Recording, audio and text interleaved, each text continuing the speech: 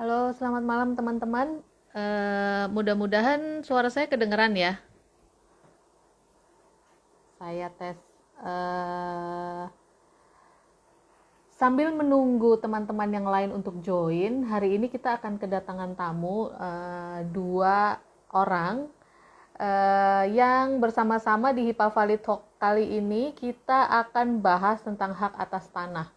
Dua-duanya sama-sama kompeten, kakak saya Mas Henry Kurniawan dan adik saya Frida Lestari Dewi.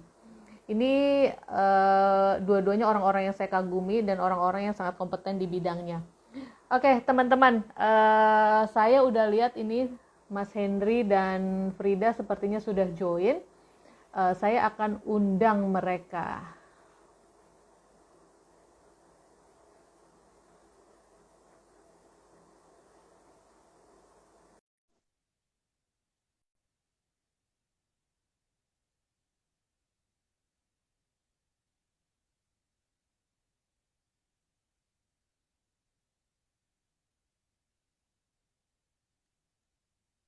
Halo, selamat Halo. Halo, halo. malam Mas Henry, teman-teman semuanya. Selamat Halo, malam. Mas Henry, halo Frida. Suaraku jelas nggak ya? Jelas. Jelas ya, soalnya ini karena hujan, eh, apa kayaknya sinyalnya nggak penuh nih. Mas Henry ini kayaknya masih muter-muter nih. Dulu deh. Oh, boleh-boleh, nanti aku invite lagi ya. Halo. Yes. Kedengeran nih? Frida, Oh, bisa-bisa. Bisa ya. Oke. Spotify kayu nyangkut ternyata. Ini Mas Henry posisi di mana? Di Cirebon atau lagi di luar kota nih? Biasanya kan suka tak terduga ya, tiba-tiba ada di mana gitu ya. Sama kayak Mbak Frida juga. Tiba-tiba ada di depan rumah saya. Tiba-tiba ada di depan rumah saya pagi-pagi gitu. Gitu Gitu. ya. Terakhir, Ngajak iya. ngajak sarapan pal Ngajak gentong. sarapan. Ngajak sarapan. Iya. Ngajak sarapan.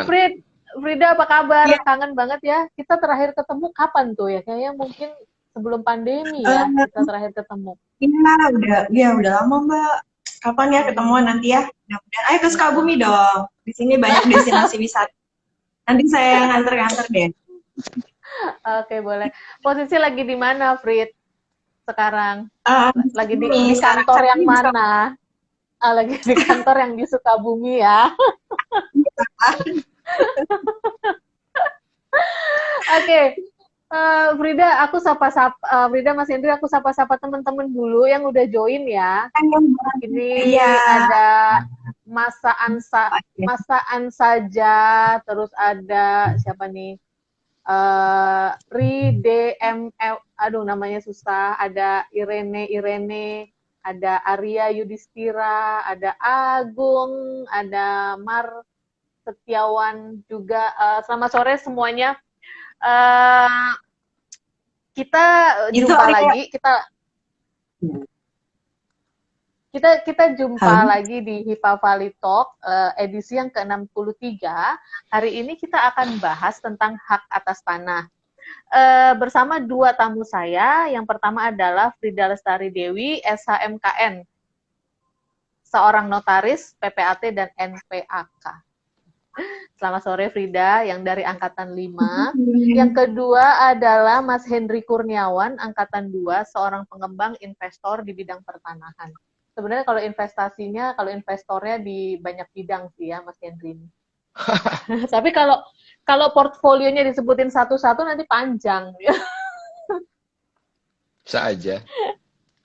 gitu ya. Oke, Mas Henry, Frida, kita mulai ya.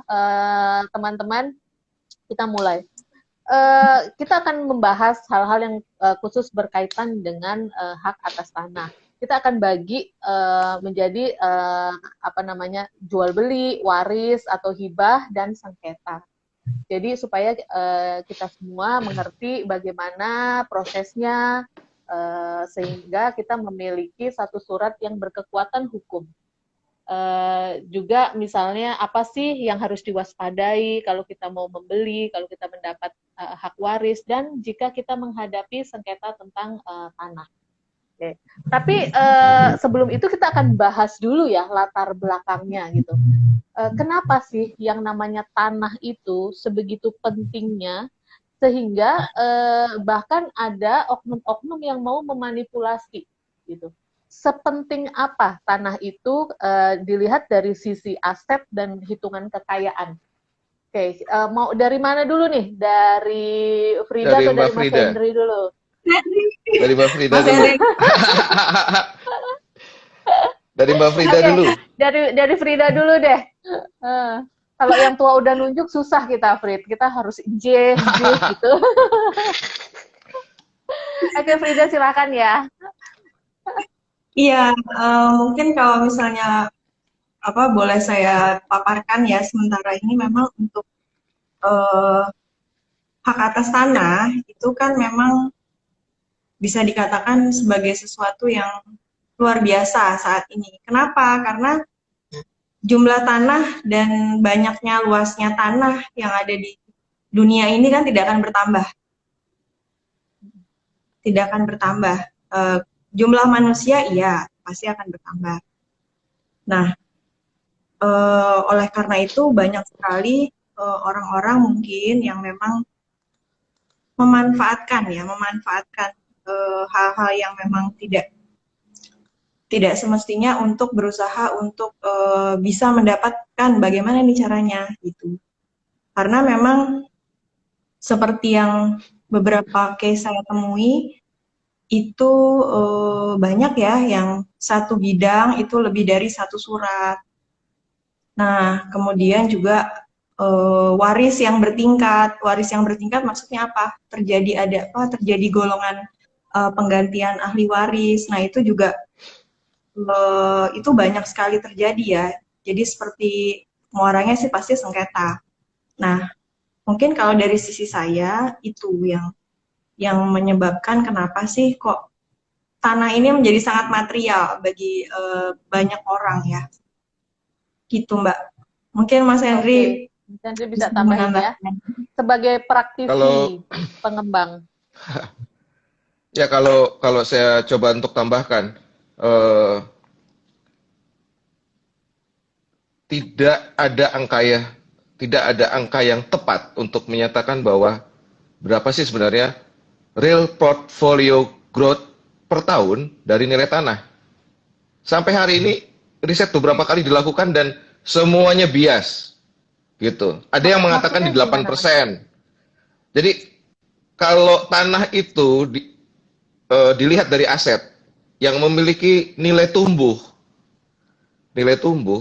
itu sampai sekarang saya sudah putar-putar cari di Google, cari di mana, tidak ada orang yang bisa memastikan rentangnya berapa sih. Sempat ada yang kemudian mempublish bahwa angkanya di antara 8 sampai 19% per tahun. Tetapi dalam kenyataan realnya bahkan ada yang punya angka sampai 300% setahun. Gitu. Atau punya angka di dalam kenyataannya itu real. Bahkan berlipat-lipat dari itu pun ada gitu. Nah, uang tidak pernah salah mengendus pertumbuhan. Gitu ya. Dia akan mencari instrumen-instrumen yang memiliki nilai tumbuh yang memiliki portfolio growth yang eksponensial. Gitu. Nah, penyebabnya apa? Salah satunya yang disampaikan Mbak Frida tadi gitu ya. Luasan tanah sudah tetap, cenderung tetap. Tuhan tidak menambah luas tanah ya. Kemarin kita diskusikan seperti itu ya. Tuhan tidak lagi nambah tanah, manusia bertumbuh gitu kan, berkembang, beranak pinak gitu. Itu. Lalu yang kedua tentang sosial budaya gitu ya. Indonesia ini kan Asia banget gitu. Beberapa ini pandangan kenapa sih kita berbeda gitu. Karena kita tuh nggak dapat kepastian tuh tentang anak cucu kita tinggal gitu. Negara tidak bisa memberikan kepastian tentang tinggal anak-anak kita kelak gitu. tentu khawatir lah. Kekhawatiran itulah yang membuat orang punya sertifikat setumpuk. Selain untuk mengamankan investasi, mengamankan keluarganya dia besok. Kekhawatiran itu kan akhirnya, gitu. Hmm. Selain kebanggaan orang tua, selain anak yang sudah mendapatkan pekerjaan tetap, menikah, pasti punya rumah. Itu udah menjadi potret sosial kita toh, gitu kan. Iya, betul, betul. Potret sosial kita gitu. Seperti itu sih saya melihatnya. Disitulah kemudian itu yang dipotret, di-capture oleh beberapa pebisnis ngambil ruang itu untuk memperoleh keuntungan. Oh, Seperti itu. oke. Jadi terlebih karena kita memang nggak bisa menebak, tidak ada seorang pun yang bisa menebak secara pasti berapa sih istilahnya pertumbuhan nilai tanah ini gitu. Bisa tiba-tiba dia ternyata jauh lebih besar dari angka realnya. Tapi udah hampir pasti bahwa namanya nilai tanah itu nggak pernah turun gitu ya, Mas ya. Kecuali Tidak pernah turun. Kecuali tiba-tiba ada lumpur gitu. Lumpur, ya kayak Lapindo kemarin tuh. Ya kecuali tiba-tiba ada lumpur gitu, baru tiba-tiba tanahnya jadi nggak berharga gitu. Iya. Nah, oke. Kalau kita ngomongin hak atas tanah, itu kan biasanya didapat dari jual beli dan jual beli, waris dan hibah. Kita akan menuju ke sana, tapi saya pengen ini nih, karena sepertinya pasti banyak orang yang awam atau tidak kurang mengerti tentang istilah-istilah di bidang pertanahan. Frida boleh tolong jelasin nggak sedikit istilah-istilah yang sering kita pakai di bidang pertanahan, kayak misalnya SKT itu apa sih, SPPT itu apa, PBB itu apa gitu. Boleh dijelasin dulu nggak Frida, supaya nanti diskusi kita itu ketika ada yang menyebut tentang istilah-istilah ini udah langsung nyambung. Silakan Frida. Oke, saya coba jelaskan ya. Tadi itu ada istilah SKT. SKT itu adalah surat keterangan tanah. Nah, banyak ditemui di pedesaan, di daerah sini masih banyak ya, kabupaten, terutama Kabupaten Sukabumi, itu banyak sekali tanah-tanah yang belum bersertifikat. Nah, sertifikat itu kan seperti yang kita tahu itu adalah bukti kepemilikan hak atas tanah. Ya, sertifikat itu ada macam-macam. Sertifikat yang paling kuat adalah sertifikat hak milik. Nah, kenapa dibilang paling kuat? Karena SHM ya, SHM singkatannya itu biasanya SHM itu adalah hak yang paling kuat karena hak yang dapat diturun-temurunkan, terkuat dan terpenuh. Nah, kemudian untuk grade di bawahnya itu ada SHGB. SHGB adalah sertifikat hak guna bangunan.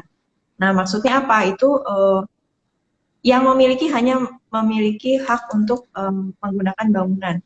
Nah, tapi tidak perlu khawatir, ini biasanya familiar sekali itu di bidangnya Mas Henry, karena ini biasa kalau developer itu PT ya, PT itu tidak boleh punya hak milik, maka biasanya untuk tanah-tanah yang dimiliki oleh developer PT itu pasti statusnya HGB. Tapi tidak perlu khawatir, karena HGB-nya bisa ditingkatkan statusnya menjadi hak milik.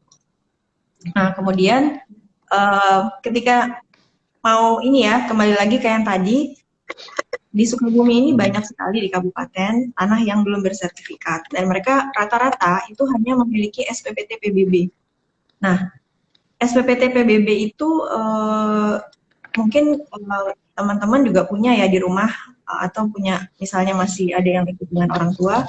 Nah, di situ PBB itu ada yang memang menerapkan hanya bangunan, hanya tanah saja, dan juga ada yang tanah dan bangunan. Nah, banyak orang-orang di desa-desa itu mereka merasa kalau mereka sudah pegang SPPT itu mereka merasa sudah aman. Padahal sebenarnya belum, karena kan itu bukan merupakan bukti kepemilikan hak ya, gitu. Nah, kemudian di bawahnya itu hanya merupakan bukti apa, Frida? Sorry saya potong itu ya. Kenapa bisa dibilang belum aman? Belum, karena kan itu hanya merupakan satu surat yang mana memang itu yang surat yang memang menerangkan berapa toh pajak yang harus dibayarkan oleh yang menempati tanah Oh. itu. Saya belum bilang pemilik ya, karena statusnya sebenarnya ya itu tadi, bisa jadi itu hanya menempati. Ya, nah kalau SPPT-nya belum ada, nah itu memang biasanya dibantu dengan SKT tadi, surat keterangan tanah. Nah itu yang nanti yang mengeluarkan adalah pihak desa setempat. Pihak desa setempat yang mengeluarkan. Nah, proses untuk menuju ke sertifikasi atau pembuatan sertifikat pendaftaran atas tanah yang tadi belum bersertifikat, itu prosesnya memang agak panjang dan biasanya itu banyak celah yang mana mafia-mafia masuk. Saya mungkin saya tidak akan sih menceritakan secara persis karena memang saya punya kode etik jabatan ya, saya harus menjaga rahasia klien. Nah, tapi kalau saya boleh sharing pengalaman, saya pernah mengalami bahwa oknum itu ternyata itu sangat dekat dengan aparat atau pejabat setempat gitu. Waktu itu saya sempat bingung melihat ada satu AJB kemudian kok ini staf notarisnya kok gelarnya banyak sekali, notarisnya kalah, notaris PPAT-nya. Terus saya berusaha untuk saya lihat lagi datanya. Ternyata ketika saya verifikasi tanda tangannya itu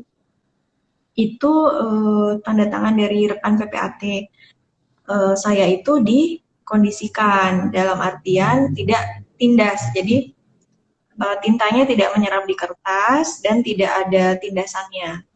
Nah, akhirnya saya mencoba menghubungi rekan saya itu dan ternyata betul beliau itu tidak pernah menandatangani akta PPAT yang saya lihat itu yang disajikan ke saya oleh satu pihak gitu. Jadi itu real saya temui dan itu memang luar biasa mengagetkan, buat saya mengagetkan ya karena wah ternyata seperti ini. Nah, jadi akhirnya saya minta izin untuk ke rekan saya untuk memproses ulang gitu. Jadi ya itu tadi contoh kasusnya ya, langsung ke kasusnya. Nah, istilah-istilah lain lagi ada sih kalau mau ke BPN itu misalnya ada pihak yang mau jual beli, boleh nanti minta surat keterangan riwayat tanahnya itu gimana dari BPN itu boleh, namanya SKPT. Itu lazim dan sebaiknya itu dilakukan. Jadi mungkin pesan untuk semua teman-teman kalau memang mau membeli tanah ya itu tidak bisa hanya melihat dokumen, harus melihat tanahnya, harus melakukan verifikasi langsung ke lapangan, kemudian bertanya kepada tetangga kanan kiri, RT RW, syukur-syukur bisa langsung menemui lurahnya, seperti yang memang saya lakukan sampai dengan saat ini. Karena dengan begitu kita bisa merasa aman dan yakin bahwa oh memang yang dibeli itu tidak hanya surat loh, tetapi kita cek lapangannya kondisinya seperti apa. Karena percaya atau tidak, hal-hal yang kejutan-kejutan itu akan muncul pada saat justru kita turun ke lapangan. Ternyata oh ini ada senjata sebenarnya. Itu bisa kita ambil data itu dari warga sekitar.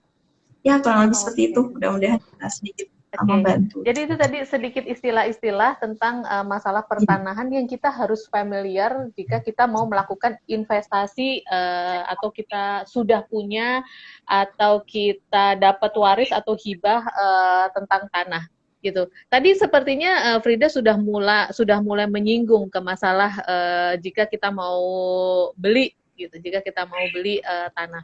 So kita langsung masuk aja ke masalah jual beli tanah.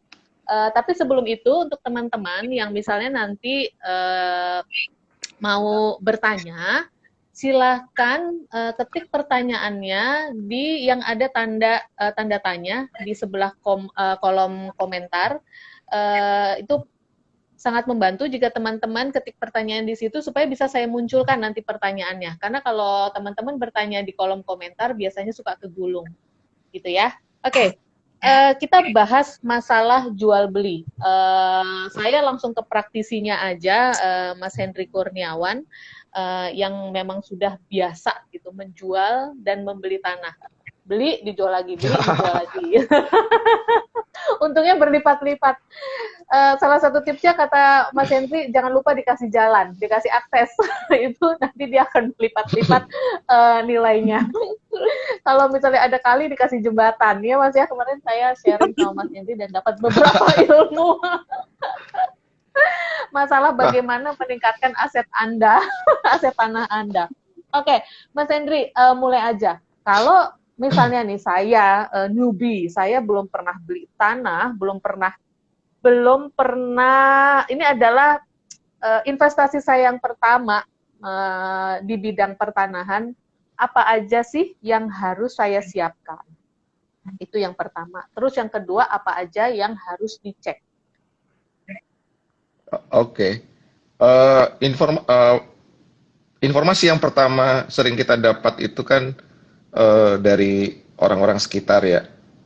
Orang-orang sekitar, atau kita tahu langsung ketemu dengan pemiliknya langsung, atau kemudian dapat dari broker gitu, perantara. Yang penting pertama kali dilakukan adalah kunjungan, melihat fisik gitu. Sama ya, Selalu kan seperti ada tadi kopi Punya ya. bilang ya.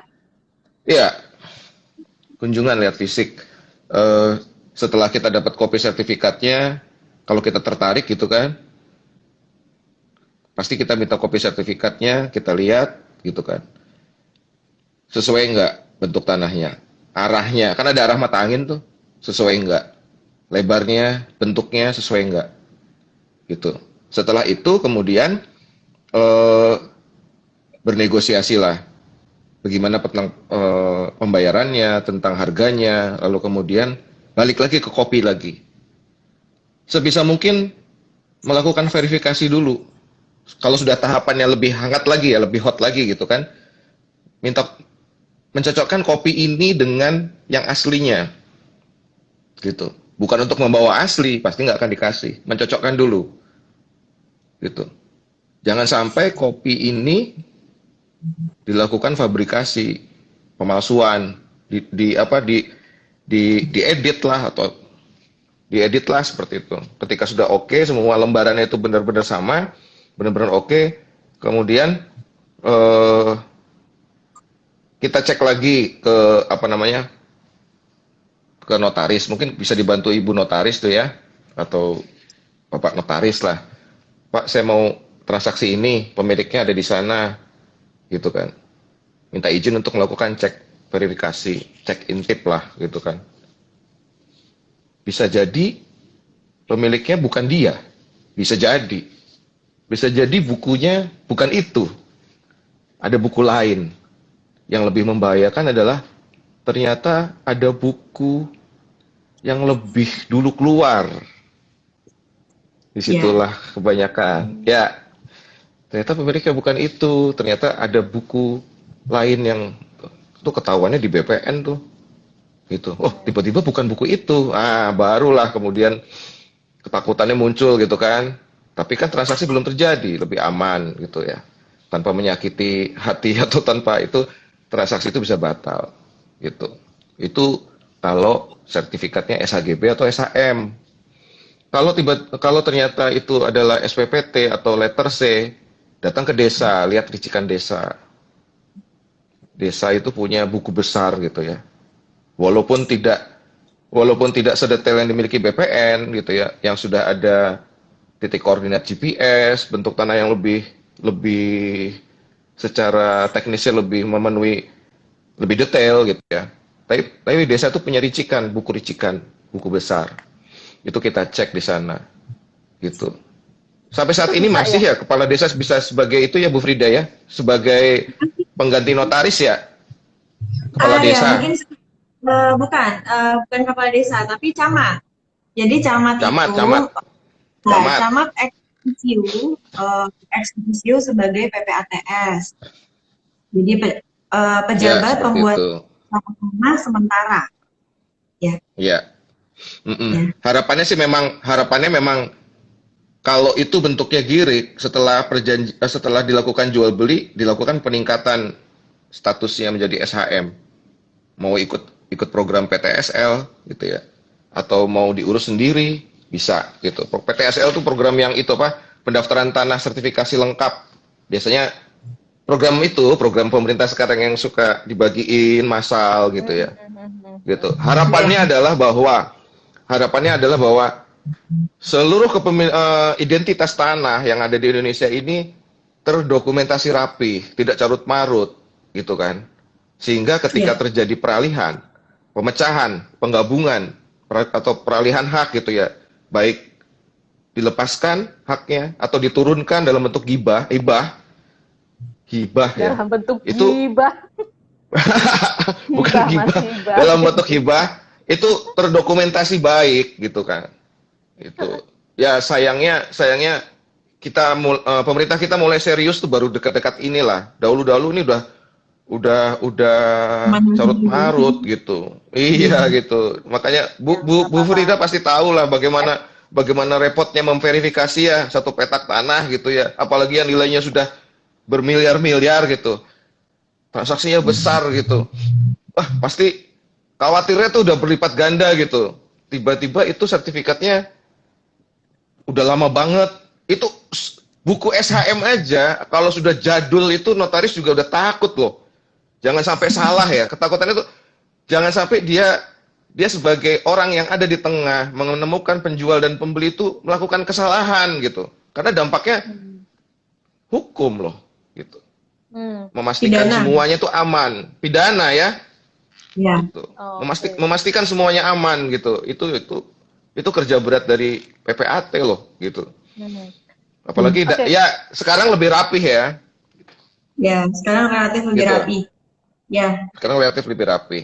Jadi kalau misalnya bisa saya simpulkan dari tadi keterangannya Frida dan Mas Hendri, kalau kita mau melakukan transaksi, apalagi transaksi yang pertama kali, itu yang paling harus dilakukan adalah jangan cuma beli buku gitu, jangan cuma beli kertas, tapi datengin itu tempatnya gitu. Kalau Datengin, datangin dan ukur bahkan BPN. Cek ke BPN datengin, caranya gimana? ukur, cek Kalau BPN. oke. kalau memang kita jadi gini, kalau prosedur pengecekan BPN sekarang itu kan harus ada proses plotting validasi dulu. Nah, kalau Yes. misalnya belum di plotting validasi itu pengecekan belum bisa dilakukan karena sekarang sudah sistemnya kan online.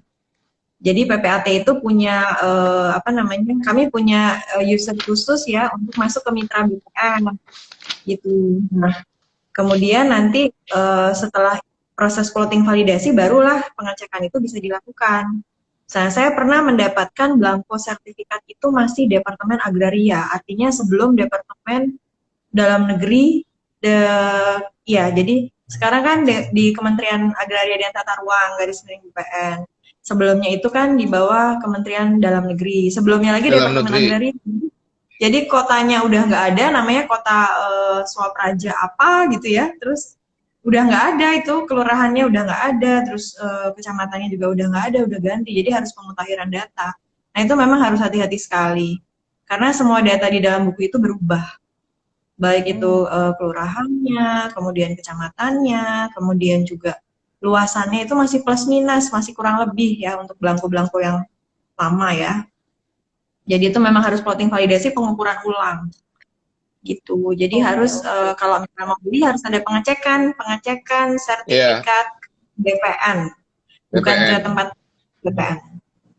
Oh, jadi pastikan bahwa kita ngeceknya nggak ke tempat lain-lain, tapi ke BPN gitu ya. Enggak. Uh, Oke. Nah, setelah kita melakukan semua pengecekan itu, terus kemudian kita deal harga misalnya. Nah, itu terus kemudian prosesnya bagaimana? Atau tahapan resminya itu bagaimana sampai kita bisa punya surat yang berkekuatan hukum, menunjukkan bahwa ini memang aset kita, suratnya ini. Nah, prosesnya boleh diterangin nggak, Frit, gimana Boleh. setelah Nah, nanti kan proses jual beli itu?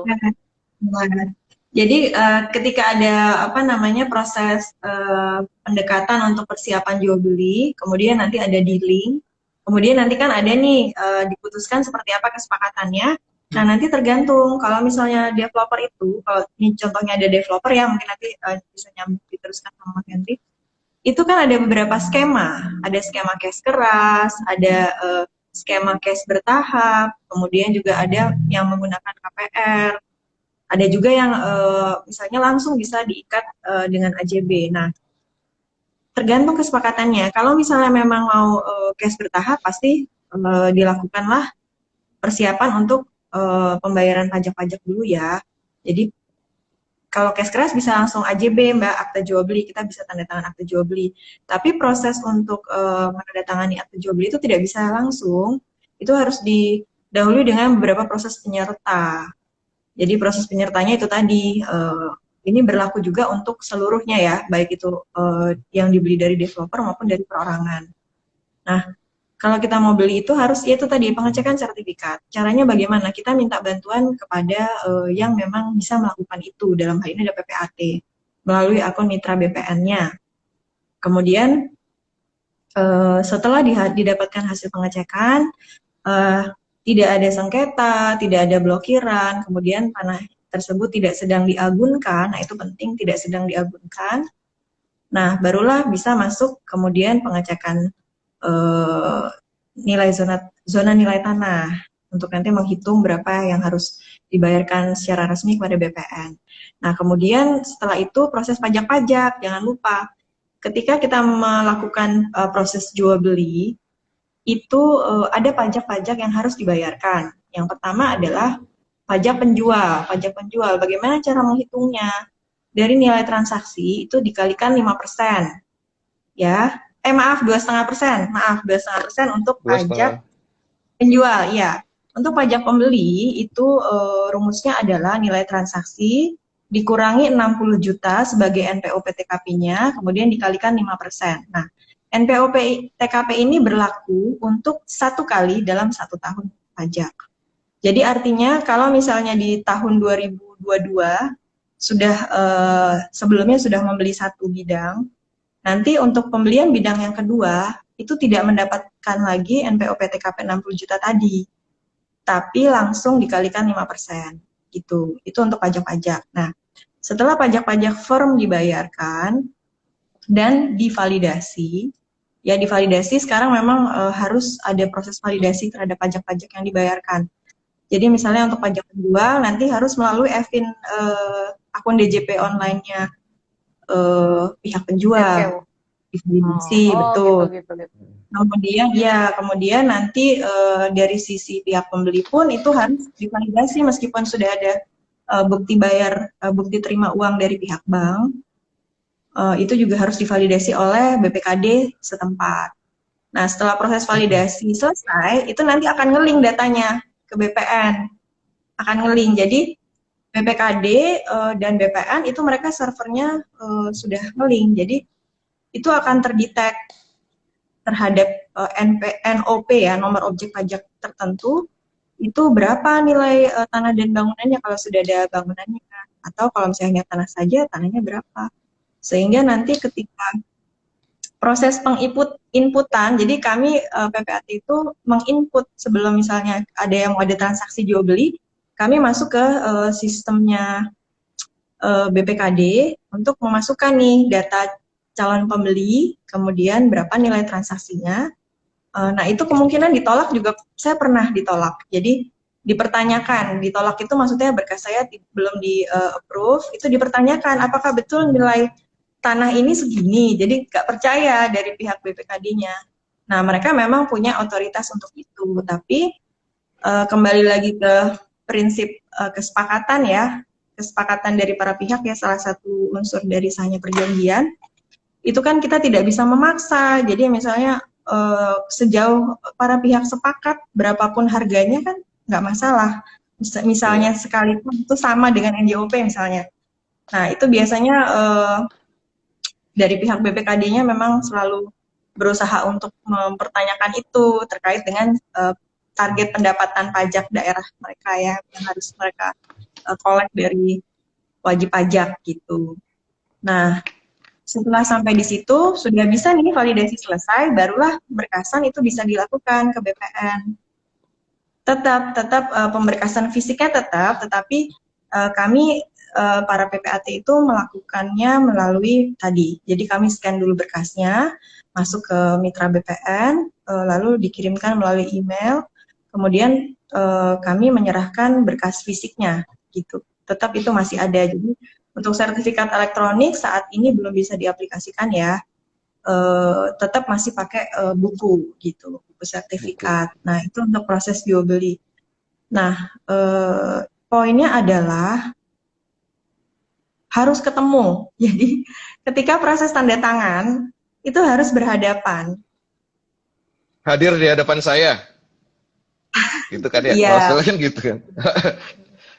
Karena dan itu tidak hanya sekedar hadir, saya harus memverifikasi apakah betul. Jadi kalau sekarang pakai masker tuh, saya selalu minta mohon izin. Kalau boleh saya minta ya dibuka ya. Saya bisa verifikasi wajahnya, KTP-nya, kemudian tanda tangan. Pada saat tanda tangan itu kayak petugas bandara ya, Frit ya. Ya, bisa juga dibilang gitu. Pada saat tanda tangan juga saya lihat tanda tangannya betul, ya, paling tidak ini tarikannya, kemudian tanda tangannya sama atau tidak di KTP. Jadi tidak bisa hanya berhadapan yang bersangkutan mengaku misalnya namanya A gitu. Nggak bisa, saya harus verifikasi sungguh-sungguh. Apalagi yang melepaskan. Nah, melepaskan itu kan kapasitas bertindaknya macam-macam. Ada yang kebetulan seorang suami. Nah, ini perlu diverifikasi lagi. Nah, istrinya masih ada nggak? Masih ada tuh dalam arti masih hidup atau sudah tidak ada, meninggal dunia. Kemudian perkawinannya, berapa perkawinan. Kemudian nanti sertifikatnya itu perolehannya tanggal berapa, tahun berapa, bulan apa, tahun berapa. Pada saat dalam perkawinan atau sebelum perkawinan. Nah, itu akibat hukumnya terhadap jual beli beda-beda ketika mereka harus berhadapan dengan PPAT untuk melepaskan haknya gitu. Jadi verifikasinya akan sampai sana gitu. Apakah memang cerai hidup atau cerai mati? Kalau cerai mati itu biasanya saya sangat rigid karena itu kan artinya warisan sudah terbuka. Jadi harus ada surat keterangan waris, ahli warisnya siapa saja. Kemudian para ahli waris itu harus juga memberikan persetujuan. Karena di situ sudah ada itu tadi warisan yang terbuka dan harus dibagi. Gitu. Jadi tidak bisa serta-merta ketika jual beli itu hanya saya accept, ada pihak penjual dan pembeli, tidak seperti itu. Saya justru sangat rigid dengan penjual ya. Penjual itu saya petani lagi. Gitu, Mbak. Oke. Jadi misalnya nih, ini saya mau tanya, kan kalau misalnya kita jual beli tanah tadi yang paling tinggi tingkatannya hak milik SHM ya, hak milik ya, untuk tanah. Tapi kalau misalnya let's say masih kita mau beli tanah tapi suratnya itu masih berupa hanya AJB atau apa tuh namanya tadi, SKT gitu, itu gimana tuh triknya supaya kita tuh istilahnya tahu persis bahwa tanah ini tidak bersengketa? Gini, yang paling utama kita tetap ya harus cek lokasi, cek lapangan. Kemudian berusaha untuk berinteraksi dengan pejabat setempat, RT, RW, kemudian pihak kepala desanya atau Pak Dukuhnya, kemudian juga kalau bisa lurahnya. Saya biasa cari sampai lurah. Jadi kan yang paling tinggi ya di desa itu kan pasti kan lurah gitu. Jadi saya pasti cari kepala desanya. Kemudian saya bertanya, bagaimana Pak untuk ini? Seperti yang kemarin ya, Mbak Desa tahu saya pamit saya jauh ke sana, ke daerah Tulang Bawang. Ke kampung halaman saya ya, ke kampung halaman saya. Itu sampai untuk sedemikian ya, membelah lautan. Nah, jadi memang itu harus dicek. Kemudian nanti kalau memang secara kolek data dan kolek informasi tidak ada masalah, jangan percaya begitu saja, tetapi harus minta tertulisnya. Maksudnya gimana? Nah, kalau misalnya untuk surat-surat yang sifatnya SKT dan masih SPPT itu, kita harus minta satu surat keterangan riwayat tanahnya. Jadi seperti yang tadi Mas Hendri bilang, memang betul kenapa sih sebenarnya catatan yang paling murni itu ada di kelurahan ya. Jadi yang paling tahu kan kelurahan nih. untuk persil-persilnya. Dulu sekali dimiliki oleh siapa, kemudian dijual kepada siapa, atau misalnya beralih berdasarkan waris misalnya, karena keahli warisnya namanya siapa. Nah, itu semua ada datanya di desa, kelurahan. Kemudian selain surat keterangan riwayat tanah, kita juga mesti minta surat keterangan tidak sengketa, Sengketa. ya. Iya, tidak sengketa. Kemudian juga mesti minta surat keterangan tentang siapa saja tetangga batasnya. Tetangga ke kanan, kiri, Ya. depan, belakang. Ini bahasanya timur, barat, utara, selatan. Kemudian juga setelah itu keterangan persil. Nah, itu juga penting karena setiap tanah itu meskipun belum ada sertifikatnya, tetapi itu punya loh data persilnya. Jadi misalnya Data persil. persil itu apa sih? persil itu Data girik ya persil Mbak itu ya. apa? Girik. Data persil itu jadi desa itu kan punya seperti mungkin peta bidang yang sangat sederhana. Nah, di situ tuh ada penomorannya, mekanisme penomoran yang memang itu desa yang mengatur. Jadi misalnya mungkin contoh ya di dekat misalnya pasar di desa ada persil sebelahnya misalnya C nomor 453. Nah, itu tercatat atas nama siapa. Nah, itu ada. Jadi empat dokumen itu harus ada dan menjadi backup dari AJB. AJB persil boleh dilakukan. Jadi AJB akte jual beli itu boleh dilakukan terhadap tanah-tanah yang belum bersertifikat. Namun tidak boleh menafikan yang empat surat tadi, ya 4 surat tadi itu harus ada. Nah, kalau misalnya dibuatnya oleh PPATS, biasanya kalau misalnya minta bantu ke saya untuk proses sertifikasi, untuk meyakinkan saya, itu saya biasanya minta surat keterangan asli AJB dari kecamatan atau dari PPATS yang memang mengeluarkan kalau masih menjabat. Kalau misalnya sudah tidak lagi menjabat, saya minta dari kecamatan gitu bahwa terhadap AJB itu adalah asli dan itu data aslinya itu ada juga di kecamatan. Kan yang beredar di yang diberikan oleh pihak PPATS ke pihak itu kan berupa salinan ya. Nah, mungkin saya boleh sedikit jelaskan kalau akte PPAT itu ada 2 aslinya. Selalu ada 2, berbeda dengan akte notaris. Kalau akte notaris itu hanya ada 1 aslinya. Kalau PPAT itu ada 2 akte PPAT. Kenapa 2? Karena 1 harus disimpan di kantor PPAT atau PPATS-nya.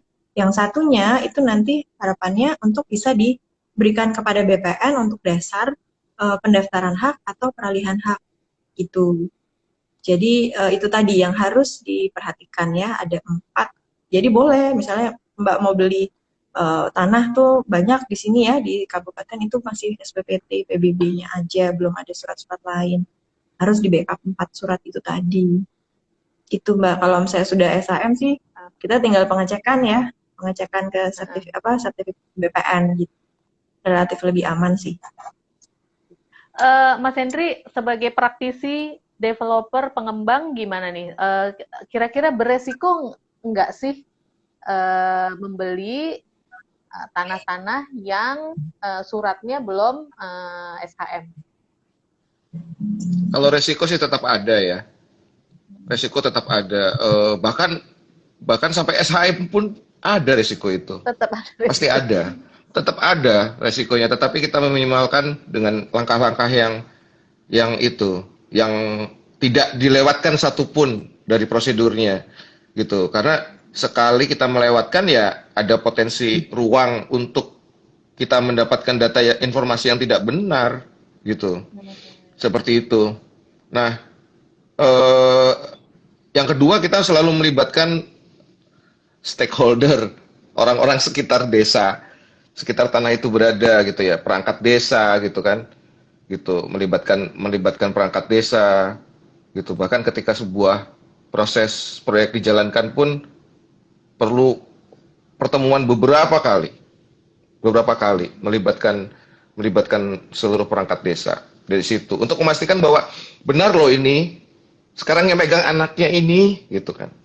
Sekaligus kita memverifikasi juga kan gitu ya bahwa dia benar adalah anak dari ini gitu. Karena dokumen-dokumen kan cenderung minim Iya. gitu. Kecuali kalau tanah-tanah sudah sertifikat gitu. Itu sih. Gitu ya. Oke, jadi teman-teman itu tadi bahwa ya ketika kita melakukan jual beli itu pasti resiko itu Ya, ada, kasih. tapi sangat penting untuk melakukan verifikasi sebelumnya sehingga resiko-resiko itu bisa diminimalisir gitu. Teman-teman sekali lagi misalnya teman-teman masih belum jelas dan mau bertanya ke dua narasumber kita ini, silakan teman-teman ketik pertanyaannya di sebelah kolom komen yang ada tanda tanyanya itu, nanti saya akan keluarkan pertanyaannya. Oke, sebelum sambil kita menunggu pertanyaan dari teman-teman, kita tadi saya ada sesuatu yang menarik yang Frida ceritain. Kalau misalnya apa namanya yang justru paling dipetanin itu adalah penjualnya, terutama jika itu apa namanya ada hak waris yang sudah terbuka gitu ya tadi. Yes. Oke. Nah, Yes. Frid boleh di spill nggak di apa namanya bocoran? Misalnya ya apa namanya tanah gitu. Tanah itu warisannya bolehnya jatuh ke siapa sih? Gitu. Biasanya siapa yang berhak mendapatkan waris atau hibah atas tanah ini? Ya, Waris oke. dulu deh, waris Kita ya. dulu ya. Ya, begini. Warisan akan timbul manakala waris sudah meninggal dunia. Barulah warisan terbuka untuk dibagi. Ya, artinya ketika salah satu pihak dari pasangan kawin meninggal dunia, nah di sanalah sudah bisa warisan itu dituntut atau dibagikan, ya sudah bisa untuk dibagikan. Nah, kita kembali lagi ke konstruksi tentang perkawinan. Nah, perkawinan di Indonesia itu kan menganut berdasarkan agama ya. Jadi perkawinan yang sah berdasarkan Undang-Undang 174 adalah perkawinan yang diselenggarakan di agama tertentu yang diakui oleh Indonesia. Sekarang ada 6, ya. Nah, contoh perkawinan Katolik ya yang mudah untuk kita bisa pahami. Ketika perkawinan itu putus karena adanya meninggal dunia dari salah satu pasangan. Nah, kita itu kan Kristen Tionghoa itu menganut kiblatnya adalah ke hukum perdata BW atau perdata Barat. Nah, itu juga sistem pewarisan pengaturan sistem pewarisannya berbeda juga dengan yang perlakuannya ya pada prakteknya itu dengan yang pribumi. Nah, tetapi saya bicara mengenai yang warisan dulu. Nah, ketika perkawinan itu putus karena adanya meninggal dunia dari salah satu pasangan, dan itu adalah Kristen, sejauh mereka tidak membuat perjanjian kawin, dalam hal ini adalah perjanjian pisah harta. Pisah harta juga ada beberapa macam ya, pisah harta sama sekali, pisah pendapatan, gitu ya, ada beberapa macam. Nah, ketika mereka tidak melakukan pisah harta, artinya berlaku harta persatuan atau harta bersama. Nah, definisi harta bersama itu apa? Harta bersama adalah harta yang diperoleh sejak tanggal perkawinan sampai dengan tanggal putusnya perkawinan, baik itu karena perceraian maupun karena meninggal dunia. Konteksnya dalam hal ini ada karena meninggal dunia. Nah, berarti kan itu misalnya ada satu UKM, satu bidang tanah dan bangunan, itu kan karena mereka tidak membuat perjanjian pisah harta, sehingga kan harta bulat ya, persatuan. Nah, bagaimana cara membaginya? Nah, itu kan harus dibagi dua dulu, 50-50%. Bagian yang masih hidup itu 50%, itu tidak boleh diutak-atik. Tidak boleh diutak-atik, karena itu adalah harta bersama ya. Artinya istri 50%, suami 50%. Saya yang meninggal, suami. Nah, yang boleh dibagi itu yang 50% ini, yang bagiannya suami yang meninggal. Gitu. Nah, makanya kenapa ketika saya memperoleh, misalnya ada klien yang terverifikasi bahwa sebagai pihak penjual dan memang itu sudah pasangannya meninggal, saya selalu minta surat keterangan ahli warisnya siapa saja. Nah, khawatirnya ada lebih dari satu perkawinan, karena itu sangat mungkin. Sangat mungkin orang melakukan lebih dari satu perkawinan, meskipun itu adalah, misalnya ya, penganut saya kebetulan Katolik, itu dilakukan oleh orang Katolik, itu mungkin sekali. Sehingga itu ada 2 perkawinan, kemudian anaknya otomatis ada yang dilahirkan dari perkawinan pertama misalnya, atau perkawinan kedua. Makanya kenapa ketika salah satu pihak meninggal, dan itu sebagai penghadap, sebagai penjual, saya selalu minta itu. Saya minta surat keterangan ahli warisnya siapa saja.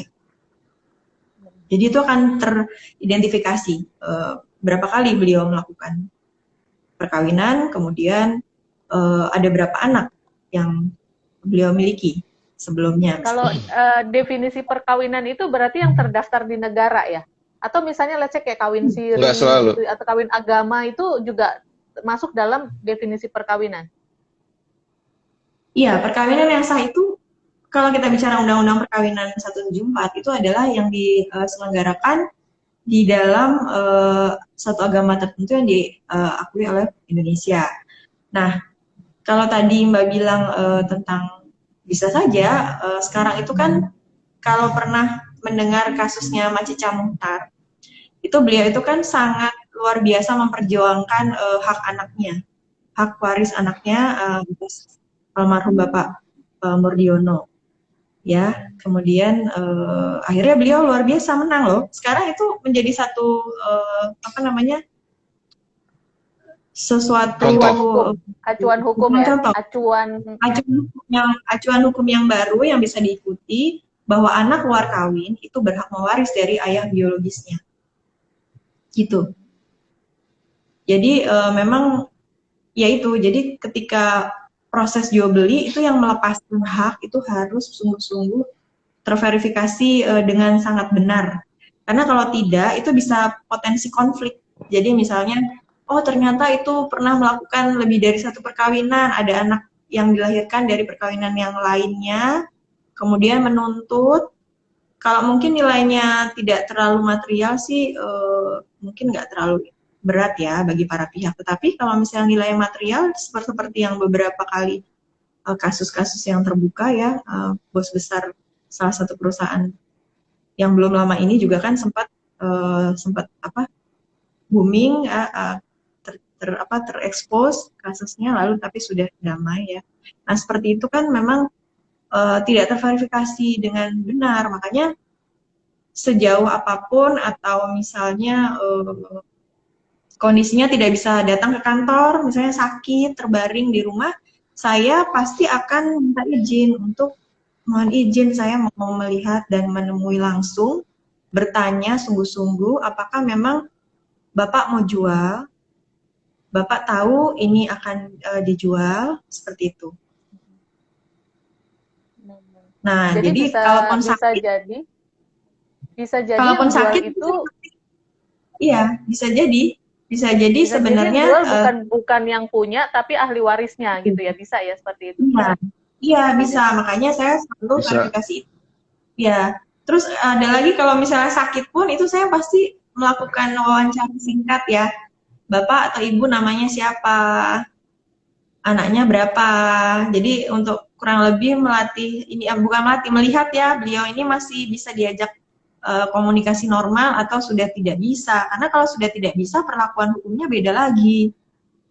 Gitu, beda lagi. Jadi saya harus mengajukan, nanti minta supaya keluarga mengajukan penetapan wali pengampu ke pengadilan negeri setempat gitu. Jadi makanya sungguh-sungguh, aduh saya luar biasa sih. Saya merasa terus terang ya, secara pribadi saya sangat bahagia karena saya bisa melayani sedemikian gitu. Luar biasa yang bisa saya lakukan untuk bisa merubah sesuatu yang mungkin apa ya, itu mungkin yang orang-orang lain tidak bisa ya. Jadi saya nggak bisa juga sembarangan gitu. Jadi harus benar-benar. Dan itu saya lakukan pakai hati.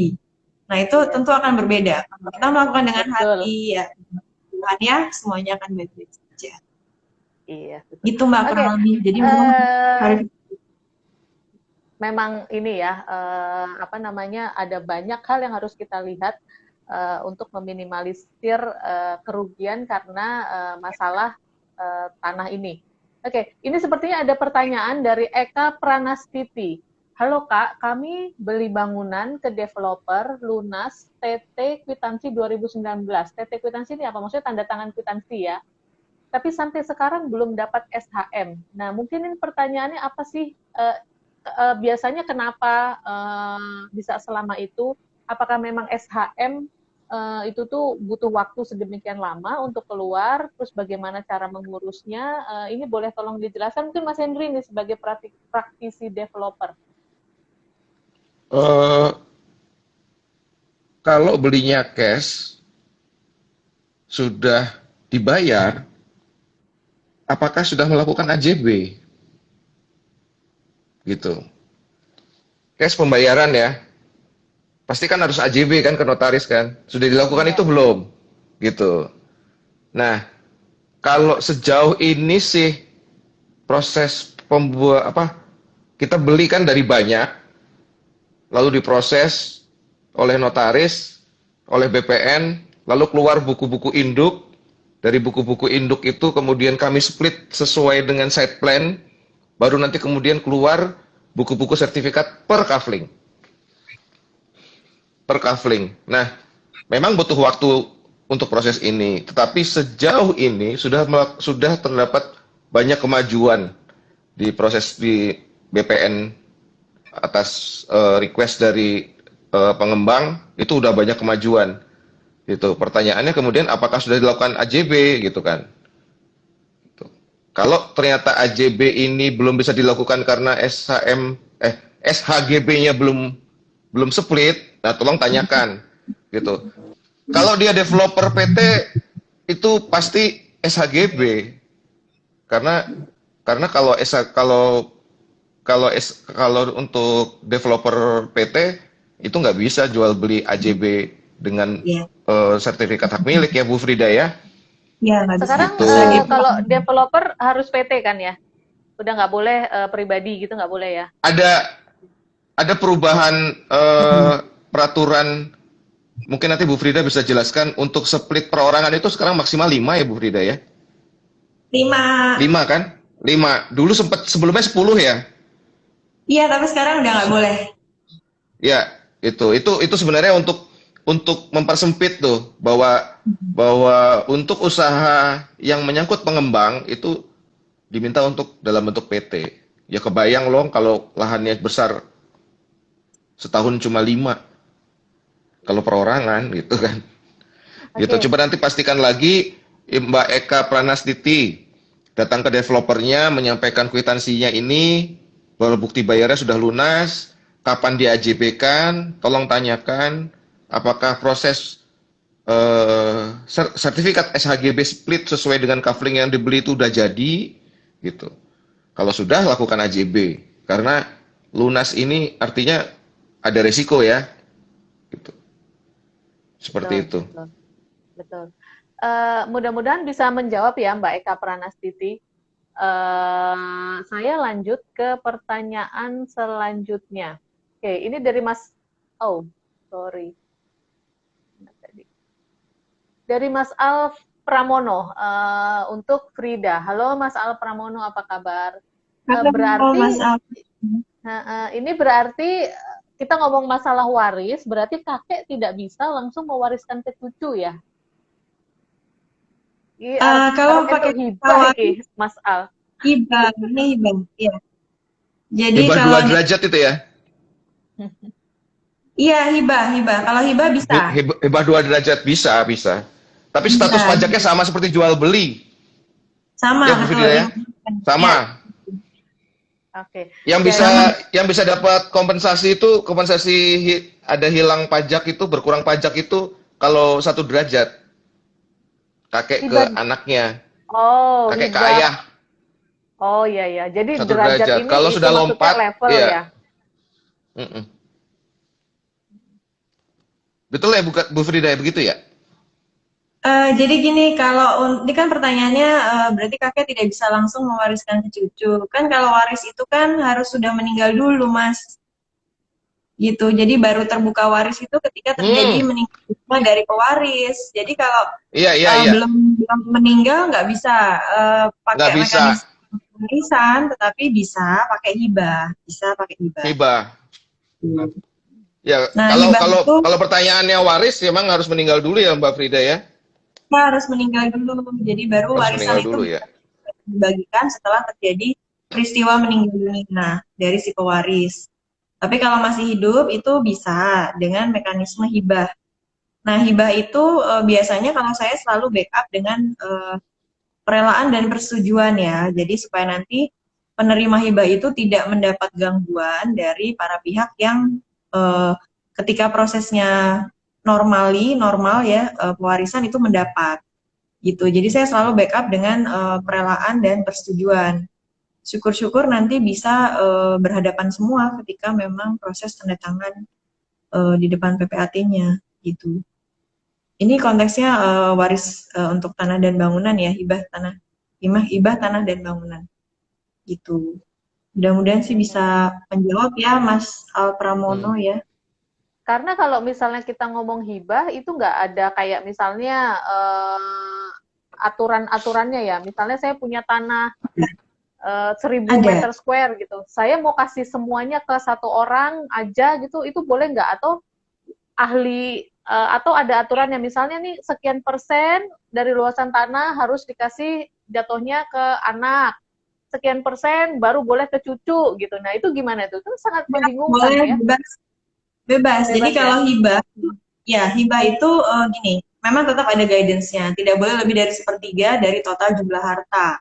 Nah, maksudnya supaya ini tadi masih ada bagian-bagian harta lain yang bisa diterimakan nanti kepada para ahli waris yang nanti akan pada waktunya menerima gitu. Jadi hibah itu tidak boleh lebih dari sepertiga total jumlah harta dan itu bisa ke siapa saja. Artinya misalnya saya misalnya nanti Tuhan percayakan sesuatu gitu, saya mau menghibahkan kepada misalnya siapa gereja misalnya ya, amin.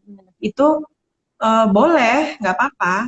Nah, tapi biasanya nanti kalau saya akan tambahan backup lagi dari seluruh keluarga saya itu harus memberikan perelaan dan persetujuan gitu. Jadi tidak boleh nanti diganggu atau mengganggu yang lain-lainnya pada waktunya nanti saya nggak ada. Oke, Gitu, Mbak. Mas Al, jadi bisa bisa semoga jelas ya untuk teman-teman karena kalau yang namanya waris itu hanya akan timbul jika si pemiliknya sudah meninggal dunia.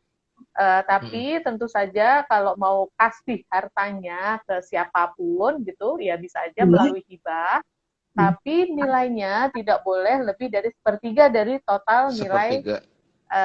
Jumlah harta. keseluruhan harta, jumlah harta ya. Oke, ini ada pertanyaan, ini kayaknya udah mulai panas ini. Mulai banyak pertanyaannya. Dari Ref Andre. Oh, sebentar. Keluar Mana? ya. Oke. Raf Andre mau tanya, kalau surat kepemilikan apartemen itu gimana ya? Ya, apartemen, ya betul-betul. Ini sangat suka sering membingungkan karena kalau apartemen itu kan vertikal ke atas, gimana cara baginya gitu? Masa saya dapat udara level sekian gitu, atau gimana itu nanti? Boleh dijelasin nggak, Nah, Frida? ya itu kalau misalnya apa namanya apartemen itu kan sertifikatnya strata title ya. Jadi memang ada bagian-bagian yang itu kepemilikannya bersama. Seperti misalnya bidang di parkiran, kemudian taman terbuka. Nah, itu kepemilikannya bersama gitu. Jadi itu kalau kebetulan ada ini ya, kebetulan ada keluarga yang punya punya apa apartemen itu memang ada banyak yang harus dibayarkan untuk treatment bulanannya. Jadi itu ada badan pengelolanya, Mbak. Ada badan pengelolanya apartemen, itu ada yang mengelola.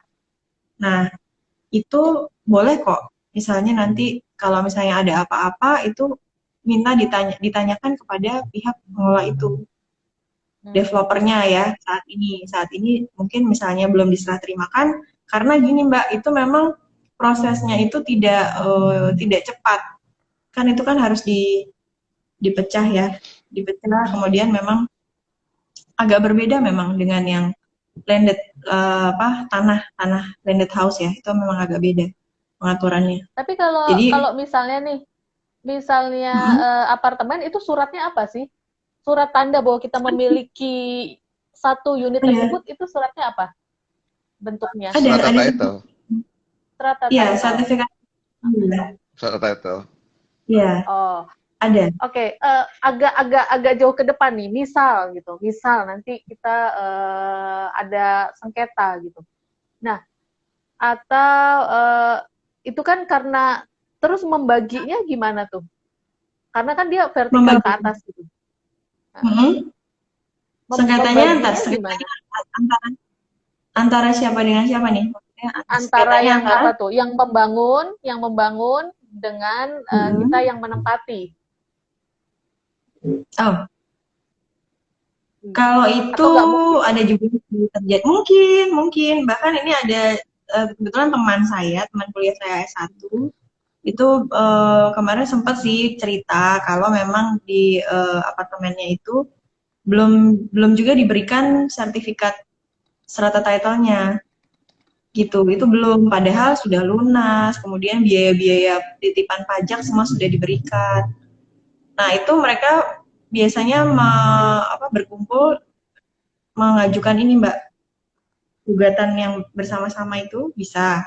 Tetapi sebelum ke Class action, gugatan, iya, tapi class sebelum action. mengajukan gugatan, mereka memang sudah melakukan beberapa kali seperti demo, kemudian juga menuliskan seperti somasi ya, surat pertanyaan, tetapi dengan penuh ketegasan gitu kepada pihak pengelolanya. Nah itu memang sih banyak ya, banyak masalah. Tapi kalau saya pribadi sih kalau boleh memilih, kayaknya lebih lebih ini ya, lebih lebih enak itu landed house ketimbang ketimbang apartemen karena nilainya turun loh.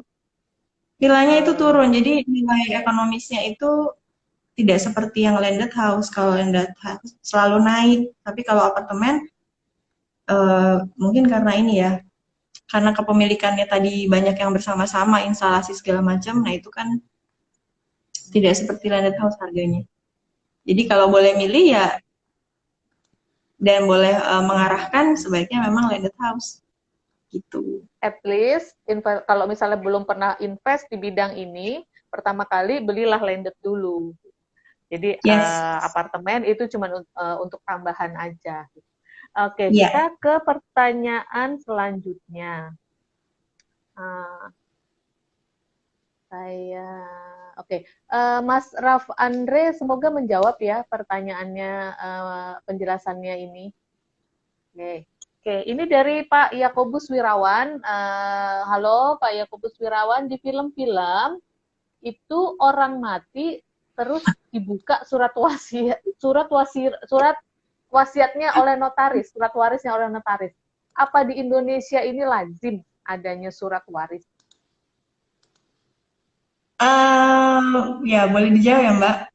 Lazim Boleh, loh, boleh banyak silakan.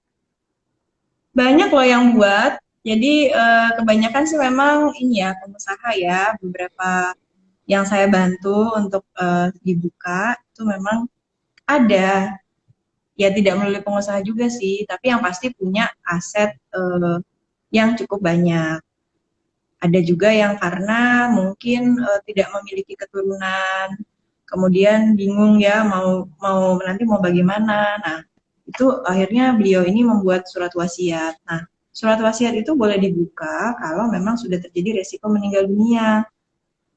Nah, wasiat itu sifat akibat hukumnya adalah wajib dilaksanakan oleh siapa yang menjadi pelaksana wasiat yang ditentukan di dalam akta wasiat itu. Nah, akta wasiat itu juga tidak bisa hanya dibuat oleh notaris. Notaris itu harus melaporkan kepada Kementerian Hukum dan HAM. Kami itu diwajibkan maksimal itu tanggal 5 bulan berikutnya untuk laporan wasiat. Kalau misalnya lewat dari tanggal 5, lewat 1 menit, masuk ke tanggal 6, itu secara sistem sudah keblok, nggak bisa lapor lagi. Nah, sehingga terhadap akta wasiat tadi, itu nanti akan sulit ketika mau dipakai, mau dieksekusi, gitu. Jadi, kalau dibilang lazim, lazim karena itu saya menemui beberapa yang memang ada dan saya bantu buka gitu. Oke. Jadi ternyata itu bukan hanya terjadi di film-film, Pak Yakobus. Saya kayak kemarin saya dengar di beberapa berita ya, biasanya tuh artis-artis tuh yang crazy rich gitu. Artis A dicoret dari wasiat ibunya gitu. Ya. Jadi ternyata memang hal ini sebenarnya cukup lazim seiring dengan kayaknya Indonesia sudah mulai orang-orang kita sudah mulai sadar hukum gitu ya. Gitu ya. Tapi kalau Jadi ya. dicoret itu nggak bisa juga gitu loh Mbak. Oh gitu ya. Berarti Jadi itu gini, nggak bisa. gimmicksnya media aja tuh ya.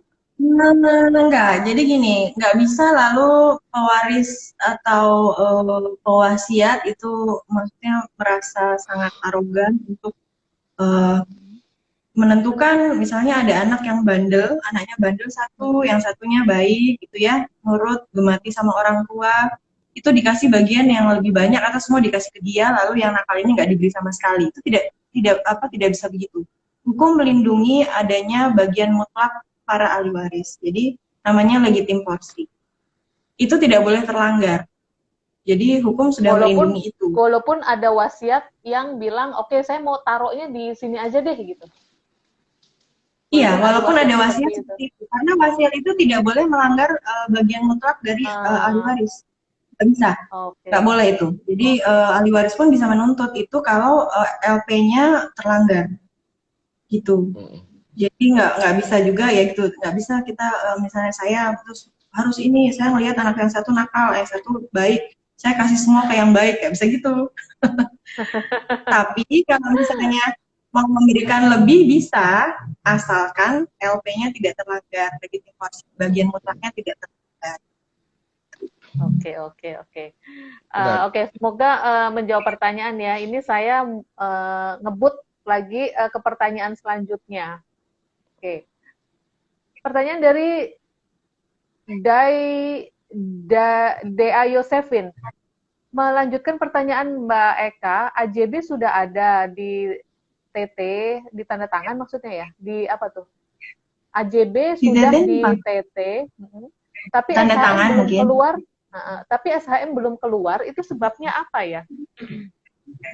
Nah, gini Mbak Dayo Yosefin, salam kenal ya. Mohon izin saya bertanya dulu, ini untuk AJB-nya itu objeknya itu terterakan sebagai apa? Apakah masih berupa apa namanya? Nah itu makanya AJB-nya saya harus verifikasi dulu. Kalau memang sudah di state bahwa itu adalah SHGB, Mbak Dayo Sepin ini beli dari developer, berarti prosesnya sedang bergulir mungkin. Proses balik nama dulu kan dari developer ke Mbak. Balik nama developer ke. Ya, kemudian itu satu tahapan. Jadi SHGB-nya dibalik nama dulu dari nama PT ke namanya Mbak. Kemudian tahapan yang kedua nanti ada namanya peningkatan hak. Nah setelah sertifikat tadi atas nama Mbak masih SHGB ya tahap pertama, barulah nanti proses tahap kedua ditingkatkan menjadi SHM. Nah coba Mbak Dayo ini tanya ke developernya, prosesnya ini sampai di mana? Dan mohon izin minta saja tanda terima prosesnya. Artinya gini, ketika saya sedang memproses sesuatu, itu saya harus bisa mengkomunikasikan dan menunjukkan bukti kepada klien yang saya bantu bahwa memang prosesnya sudah berjalan. Jadi kalau misalnya kita proses tadi tahap 1, proses balik nama, itu pasti ada tanda terimanya dari BPN, proses balik nama SHGB, pemohonnya siapa gitu ya. Nah, kemudian tahap kedua nanti peningkatan hak itu nanti ada tanda terimanya lagi. Jadi itu ada 2 tahapan yang ada tanda terimanya. Jadi menurut saya coba Mbak Dayo Sepin tanya ke developernya prosesnya sampai di mana. Boleh saya minta bukti prosesnya gitu. Itu boleh ya, kita berhak ya untuk bertanya untuk mendapatkan informasi. Boleh kan kita sebagai pemohon karena di lampiran AJB misalnya proses yang pertama itu akan ada formulir lampiran 13 namanya. Itu saya selalu menjelaskan ke pihak klien bahwa kenapa sih kok disebut lampiran 13. Nah, lampiran tersebut dipakai untuk memproses kurang lebih 13 perbuatan hukum yang dilakukan ke BPN. tergantung kita mau yang poin 1, 2, 3, sampai 13 yang mana nih. Biasanya kalau untuk pendaftaran peralihan hak poin nomor 5, berarti tanda terima yang pertama itu tanda terima untuk proses yang kelima, peralihan hak atas tanah. Gitu. Jadi menurut saya Mbak Dayo bisa tanya atau bisa tanya juga, kalau boleh tahu itu pihak PPAT-nya di mana? Pasti kan ketemu pada saat akad. Kalau saya selalu memang memperkenalkan diri, kemudian mempersilahkan kalau misalnya nanti ada yang dalam proses mau ditanyakan, kemudian misalnya progresnya juga monggo kalau misalnya ditanyakan, dan saya selalu memberikan report baik kepada developer maupun kepada klien.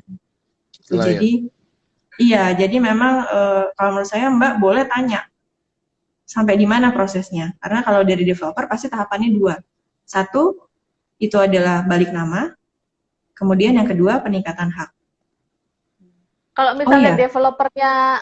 misalnya developernya menolak, itu berarti something wrong. Ya nggak boleh nolak dong, harus terbuka kan. Sudah lunas, artinya sudah tanda tangan AJB. Harus sudah diberikan. Ya, itu ya Mas Henry ya. Iya, tanda beralih sebenarnya sudah tanda tangan AJB itu sudah melepaskan gitu dari pihak developer. Nah, kalau saya biasanya tidak lebih dari 2 bulan proses itu, baik itu balik nama dan peningkatan hak. Jadi artinya kalau lebih dari itu ada sesuatu gitu. Jadi silakan ditanyakan ke pihak developernya. Gitu ya. Oke, tapi ya. Dari proses AJB sampai SHM itu biasanya wajarnya gitu, rentang waktunya berapa lama sih? Wajar, dari rentang waktu yang wajar. Saya nggak sampai 2 bulan, Mbak, itu sudah 2 tahapan. Itu sudah 2 tahapan. Tahap pertama itu peralihan hak masih SHGB ya, masih SHGB, kemudian peningkatan hak menjadi hak milik. Saya nggak sampai lebih dari 2 bulan, kurang dari 2 bulan malah. 1,5 Jadi sebenarnya kalau dikerjainnya pakai hati tadi itu seharusnya nggak lebih dari 2 bulan ya, atau tidak ada nggak ada masalah-masalah di belakangnya, itu sebenarnya proses itu nggak terlalu lama sebenarnya ya. Nggak lama. Saya kurang dari 2 bulan, nggak sampai lebih dari 2 bulan. Oke, kita lanjut lagi ke pertanyaan selanjutnya. Ini dari Pak Yakobus Wirawan lagi. Kalau nggak salah, ada hukum waris dan hukum waris Islam. Kapan berlaku waris biasa dan kapan berlaku waris Islam? Ini masalah waris ini ternyata sangat menarik ya. Mungkin kita akan bahas di sesi khusus selanjutnya. Boleh. Sama wasiat, Mbak, itu penting loh. Iya, sama wasiat ya. Oke. Ya, udah saya catat nih. Oke, boleh dijelasin? Boleh. Ini mudah-mudahan nggak ada dosen saya, tapi ini ada dosen kesayangan nih, Mbak Siwi. Halo Mbak Siwi, selamat malam. Halo, semoga sehat selalu ya Mbak. Ini Mas Yakobus Wirawan tanya, kalau nggak salah ada hukum waris dan hukum waris Islam. Nah, ini tergantung pelaksanaannya itu tergantung yang meninggal ini menganut agama apa, gitu. Jadi kalau misalnya saya ya Katolik, ya itu nanti proses pengurusan warisnya menggunakan hukum perdata Barat atau perdata BW. Nah, kalau misalnya yang menganut Islam itu biasanya menggunakan pewarisan Islam, tapi ini ada sahabat saya. Jadi sahabat saya itu kebetulan memang keluarga notaris. Beliau ini kebetulan menganut Muslim, agama Islam.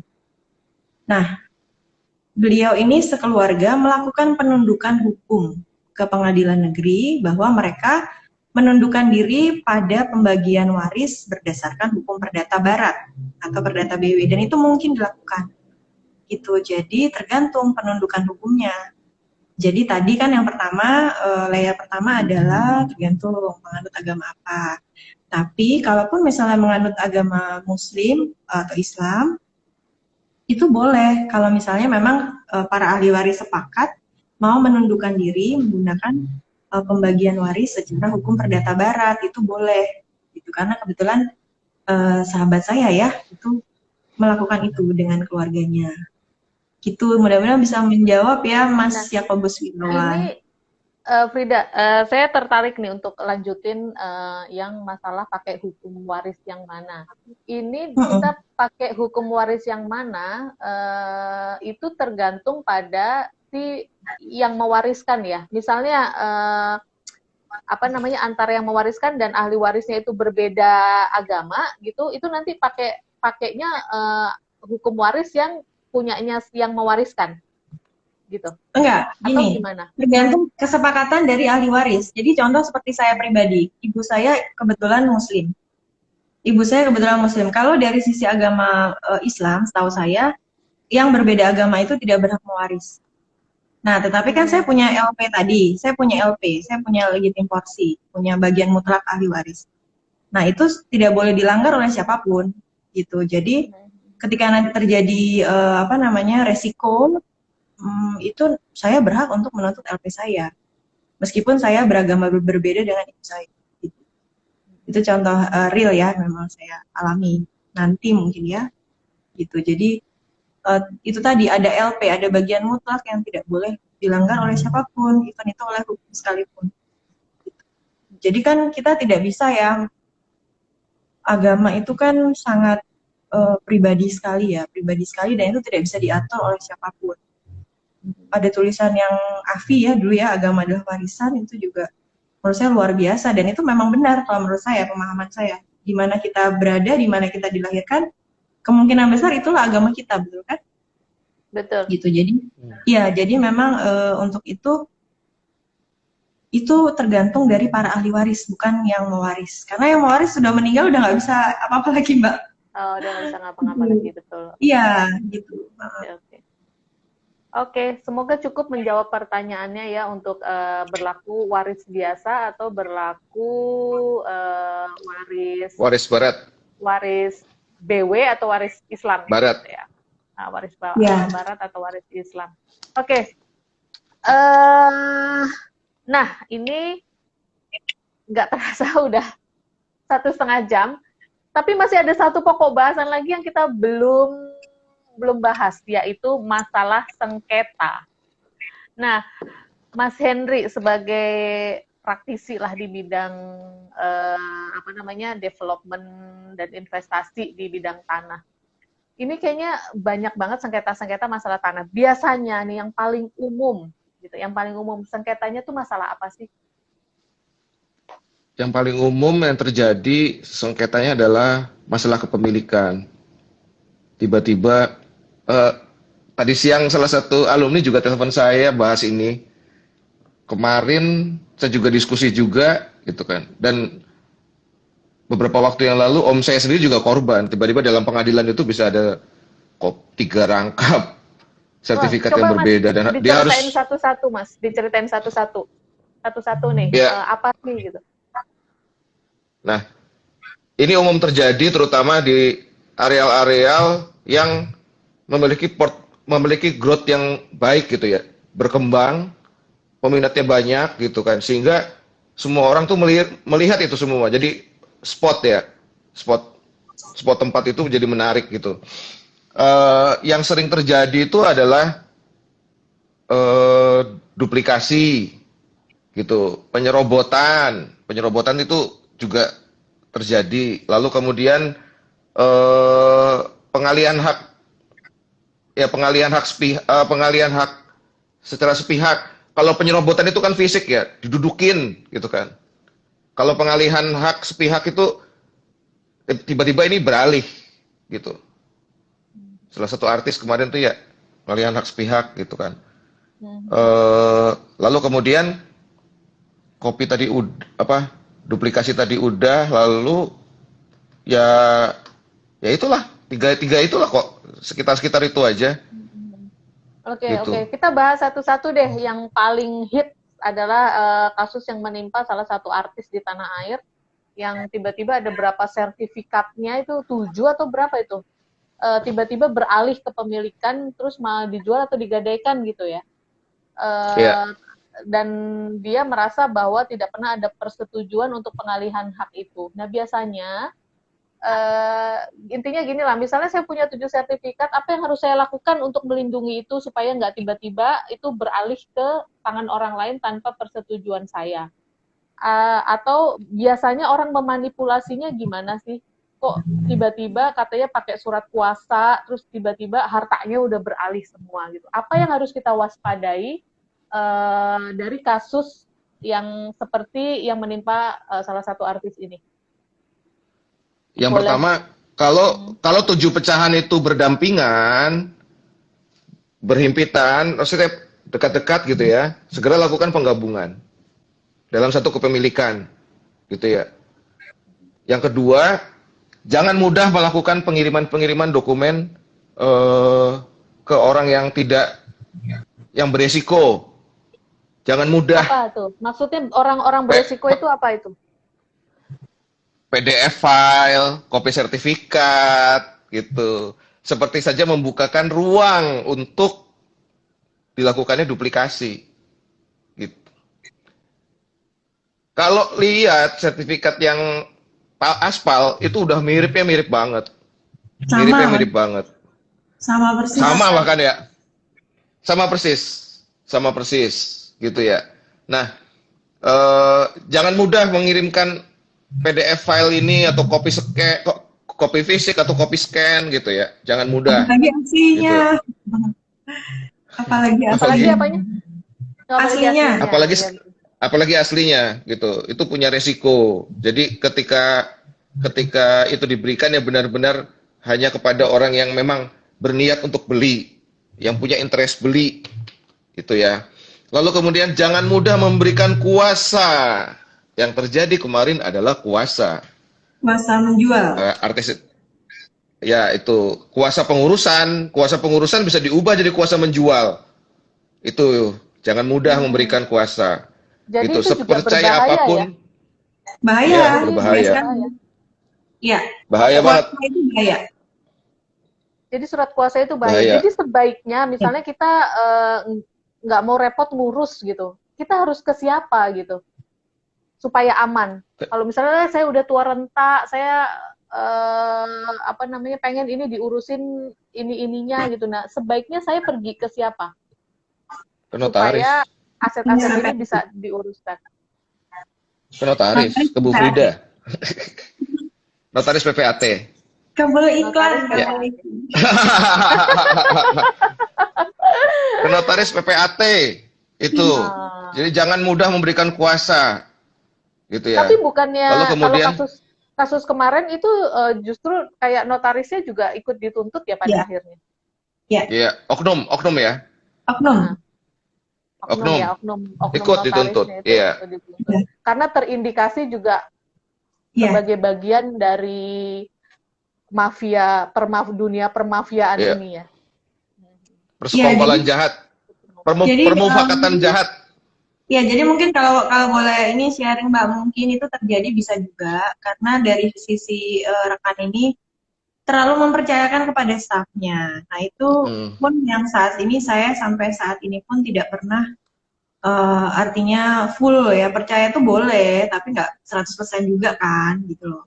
Jadi ada beberapa pekerjaan-pekerjaan yang krusial yang saya harus lakukan sendiri, seperti cek lokasi, itu saya lakukan sendiri. Saya nggak pernah minta tolong staff. Malah waktu itu staff saya malah bingung ya, kok ibu turun sendiri panas-panasan. Ya nggak apa-apa, memang saya punya kewajiban untuk cek lokasinya. Betul nggak itu lokasinya di situ. Jadi saya nggak hanya lihat surat. Saya ukur juga, misalnya harus ada ukur ulang, kalau belangko lama kan harus ukur ulang. Ukur ulang ya saya ikut ukur gitu. Melihat batasnya, menyaksikan juga batas-batasnya di mana. Jadi kadang-kadang tuh saya juga sedih ya, ada beberapa teman-teman, sahabat-sahabat saya yang karena staff ya, karena terlalu percaya dengan staff. Nah ini yang nggak boleh. Bahkan waktu itu pun pernah terjadi, saya pernah ketika tanda tangan tuh diperhatikan oleh staff saya, tarikannya seperti itu mungkin ya. Terus saya bilang, sudah nggak usah nungguin, nanti kalau sudah selesai saya akan kasih ke kamu lagi, tapi tolong jangan di sini. Jadi seperti itu tuh juga harus dijaga gitu. Mungkin ini rekan-rekan yang kasihan juga ya, sedih juga saya. Rekan-rekan ini tuh mungkin terlalu percaya juga pada staffnya. Nah, staff itu kan mungkin bisa di-drive juga oleh pihak luar ya. Itu yang ya mungkin saja seperti itu terjadi. Sehingga ya tetap sih, tetap itu nanti yang akan kena itu notarisnya atau PPAT-nya. Nggak bisa kan lalu notaris PPAT-nya juga nggak bisa kan setelah verifikasi internal mungkin di kantornya ini sebenarnya siapa yang melakukan atau membantu melakukan itu staffnya. Ya, tapi beliaunya kan mungkin nggak ngecek lagi atau gimana. Itu makanya pentingnya nggak hanya sekedar tanda tangan, tetapi harus dibaca lagi apa yang ditandatangani. Oke, jadi mengacu pada kasus sengketa yang itu, yang hal yang paling utama adalah jangan memudah memberi surat kuasa. Kalau Iya. misalnya pengen ada orang yang membantu menguruskan, ya pergilah ke notaris. Itu udah yang paling benar ya. Dan ketemu notarisnya. Dan ketemu Dan notarisnya. ketemu notaris PPAT-nya ya, jangan hanya staff. Jadi staff itu kadang-kadang ya banyak godaannya ya. Terus terang memang banyak sekali godaannya notaris PPAT. Titipan uang, pajak itu bisa sampai banyak sekali. Nah, itu kalau misalnya tidak kuat-kuat kan bahaya juga. Nah, makanya harus ketemu dengan notarisnya gitu. Jadi jangan hanya pasrah kepada staf notarisnya.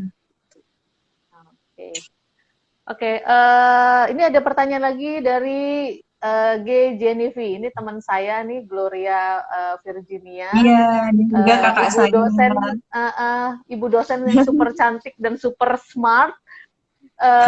Apa namanya? Beruntung banget hari ini bisa ketemu di HIPA Valley Talk. Halo Jen, apa kabar? Gimana Jogja? Mudah-mudahan semuanya sehat ya. Paling betah di Gimana Jogja caranya? dia. Iya, paling betah di Jogja. Tapi kan udah Paling betah di kemana-mana Jogja. juga kalau Jenny. Sempat Iya. beberapa tahun nggak di Indonesia ya. Bagaimana caranya untuk cek status sertifikat kita di BPN? Ini kayaknya Mas Acoy. Kebiasaan Mas. Ini kayaknya Mas Hendri pernah cerita nih gimana caranya ya. Lewat notaris pasti dibantu kok. Lewat notaris bisa dibantu ya Mbak Frida ya. PPAT. Jadi sekarang ya, melalui mitra BPN. Mitra BPN. Memang harus yang boleh ngecek ke cek status sertifikat kita ke BPN itu memang hanya boleh melalui notaris ya atau PPAT ya? Atau kita bisa boleh. Lebih baiknya begitu. Secara pribadi bisa. Secara pribadi bisa. Sertifikatnya dibawa, kemudian nanti ke loket, nah nanti akan dibantu. Tapi nanti sebelumnya itu tadi karena sekarang semua serba online. Nah, ketika belum terdata, belum terplotting validasi, itu nanti pasti akan diminta untuk mengirimkan share location. Kemudian nanti dari teman-teman yang memproses plotting peta bidangnya, nanti dilihat lagi peta bidangnya, gitu ya. Dilihat lagi betul nggak nih koordinat ini ada 4 kan? Biasanya kalau tanah tuh segi 4 ya, bisa juga segi lebih dari 4. Tetapi lazimnya 4. Nah, itu akan dicek lagi koordinatnya, betul nggak ini, tumpang tindih nggak dengan bidang yang sebelahnya. Nah, itulah pentingnya plotting validasi itu. Jadi supaya tidak beririsan menumpang tindih bidang-bidang sebelahnya, harus plotting validasi. Nah, itu bisa dilakukan juga secara pribadi, tapi harus oleh orang yang bersangkutan atau kuasanya. Jadi harus membawa surat kuasa. Gitu. Kalau bukan pemiliknya yang mengajukan permohonan, bisa tapi pakai surat kuasa dari pemilik. Iya, harus kuasa. Kuasanya harus kuasa khusus ya, tidak bisa kuasa umum ya. Jadi kuasa khusus itu tertentu, perbuatan hukum yang dilakukan apa saja, itu harus dirincikan. Membawa sertifikat, melakukan permohonan pengecekan, kemudian menerima hasil pengecekan, kemudian menerima kembali sertifikat, kemudian menyerahkan kembali ke pemilik. Jadi artinya kuasa khusus itu harus tertentu perbuatan-perbuatan hukum apa saja yang dilakukan dan bisa dilakukan. Gitu. Detail. Ya, detail. Harus detail. Gitu. Dan yang dilakukan hanya boleh itu saja gitu ya. Iya, dari si penerima kuasanya itu. Jika dia melakukan di luar itu, berarti itu dia sudah melanggar atau menyalahi. Perbuatan melawan hukum. Iya. Iya. Misalnya menjual, diminta untuk ngecek, tapi menawarkan ke pihak lain untuk menjual, itu nggak boleh. Hmm. Oke, oke, oke. Oke, tadi kita ngomong masalah sengketa, itu kan sengketa dengan pihak luar, tapi ada juga potensi-potensi sengketa justru dari misalnya dari yang bersifat Keluarga. waris atau hibah ini. Biasanya itu keluarga ya. Nah, biasanya apa aja sih kalau potensial-potensial yang menjadi sengketa dari ahli waris ini? Boleh sejauh pengalaman gitu, boleh diceritain nggak, Rida? Sengketa waris sih sampai dengan saat ini memang tidak terlalu banyak, tapi ada beberapa. Itu biasanya mereka banyak yang tidak setuju dengan pembagian warisnya. Nah, itu tadi seperti penundukan hukum tadi solusinya. Jadi misalnya ada kebetulan sebuah keluarga yang menganut agamanya adalah misalnya agama Islam. Kemudian otomatis kan dari pihak ahli waris mayoritas menghendakinya memproses pembagian waris berdasarkan hukum Islam. Nah, tetapi mungkin ada beberapa pihak yang mengetahui betul, misalnya ya tentang bagian-bagiannya dan merasa tidak adil. Nah, ukuran adil bagi satu dan lain orang itu kan tidak sama, ya kan? Masing-masing berpikir berdasarkan apa yang ada dalam kepalanya. Tetapi kan itu makanya kenapa ada hukum yang mengatur itu tadi untuk menjembatani itu. Nah, biasanya sih saya akan mengarahkan coba dirembuk, kemudian dicarikan solusi yang terbaik. Bila memungkinkan, memilih penundukan hukum sistem pewarisan yang lain yang dianggap misalnya oleh salah satu atau salah dua yang lebih adil. Biasanya seperti itu. Tapi kalau sudah itu sih kondisi ideal ya, sengketa yang ideal, potensi sengketa yang ideal. Tapi kalau yang tidak ideal itu sampai blokir-blokiran itu ada. Jadi blokir-blokiran sertifikat. Nah itu kalau sudah blokir, sebenarnya secara aturan itu kalau sudah 30 hari sejak pengajuan blokiran sertifikat itu tidak ditindaklanjuti dengan laporan kepolisian dan gugatan ke pengadilan, itu sebenarnya sudah hit otomatis. Otomatis itu Terbuka tercabut. lagi. Ya, tapi pada prakteknya pihak BPN itu tidak mau begitu. Jadi harus ada perjanjian perdamaian dulu, kemudian ya permohonan atau pencabutan dari yang memblokir. Nah, seperti itu. Jadi itu sih saya memang mendapati ya. Secara aturan sebenarnya 30 hari sejak pengajuan blokir kalau tidak ditindaklanjuti itu sudah otomatis tercabut, tapi pada prakteknya tidak seperti itu. Itu jadi itu tadi untuk waris ya, mudah-mudahan sih bisa sedikit membantu menjawab ya. Oke. Terus kalau sengketa yang seperti tadi gimana tuh Mas Hendri yang katanya suratnya bukunya bisa sampai 4 gitu. Nah itu biasanya Nah, apa sih? gini ya, eh, yang sering terjadi kan oknum yang melakukan pemalsuan itu menggunakan pengadilan malah untuk memvalidasi ke ininya, ke kepalsuannya gitu kan. Jadi kan yang menggugat adalah yang mendalilkan, kan gitu ya Mbak Frida ya.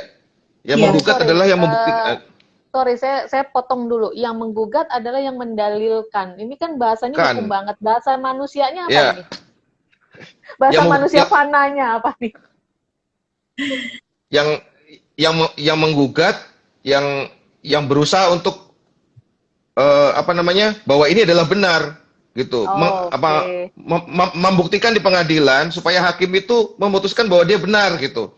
Yang Oke. gilanya lagi kan dia ini kan salah melakukan manipulasi.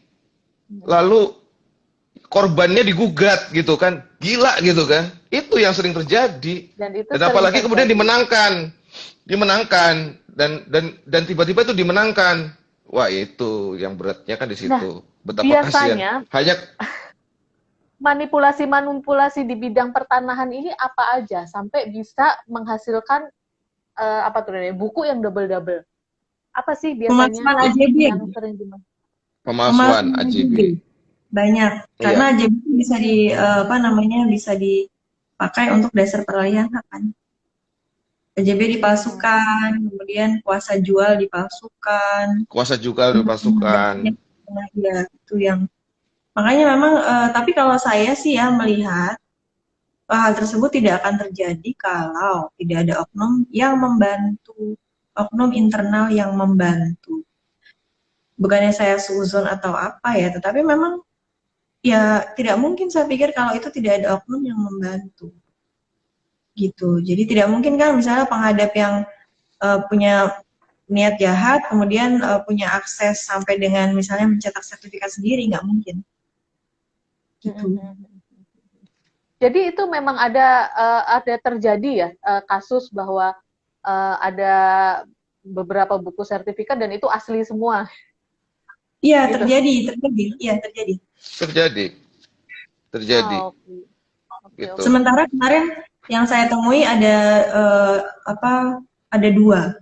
Atas satu bidang ada 2. Nah, itu kebetulan Tapi ya ada 2. kalau seperti itu di BPN-nya, BPN akan mencatat yang mana?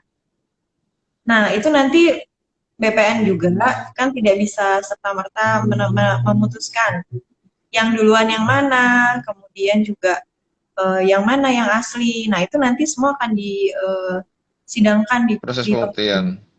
Pembuktiannya akan dihadirkan nanti semuanya, pihaknya, kemudian berkasnya, kemudian flow prosesnya, kemudian terbitnya yang mana lebih dulu. Itu kan pasti kan sesempurna-sempurnanya manipulasi dokumen itu pasti ada miss-nya. Entah itu apa namanya?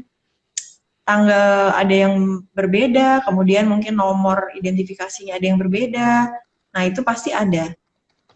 Nggak mungkin sama 100% gitu loh. Nah, itu kan harus diperiksa di pengadilan dulu. Jadi harus beracara, harus mengajukan gugatan dulu ke pengadilan.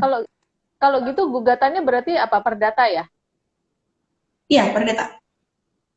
Perdata sama pidana kalau misalnya memang itu terindikasi ada pidananya. Oh gitu. Perdata dan pidana sih biasanya tandem ya. Bareng-bareng. Iya. Bareng-bareng. Oke.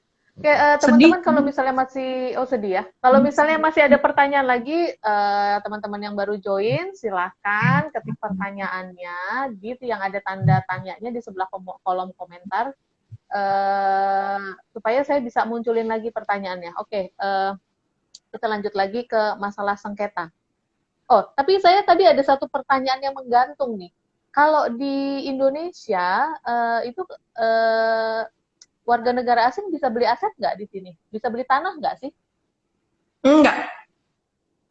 Nggak bisa. Ya? Tapi aturan hukum yang terbaru sekarang boleh paling banter hak pakai.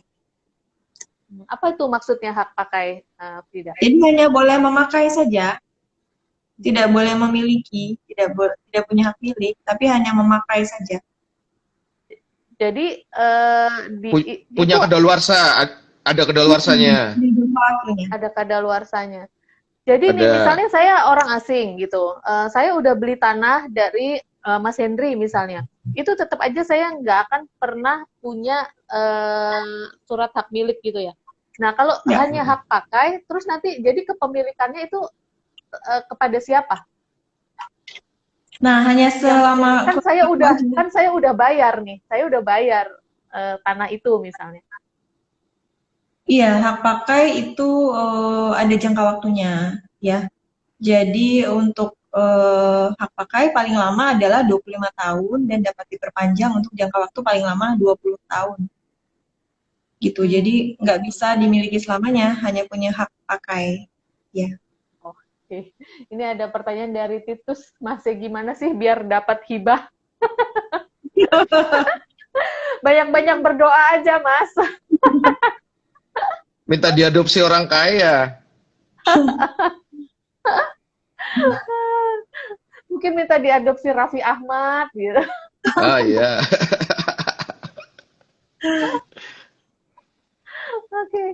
Oke.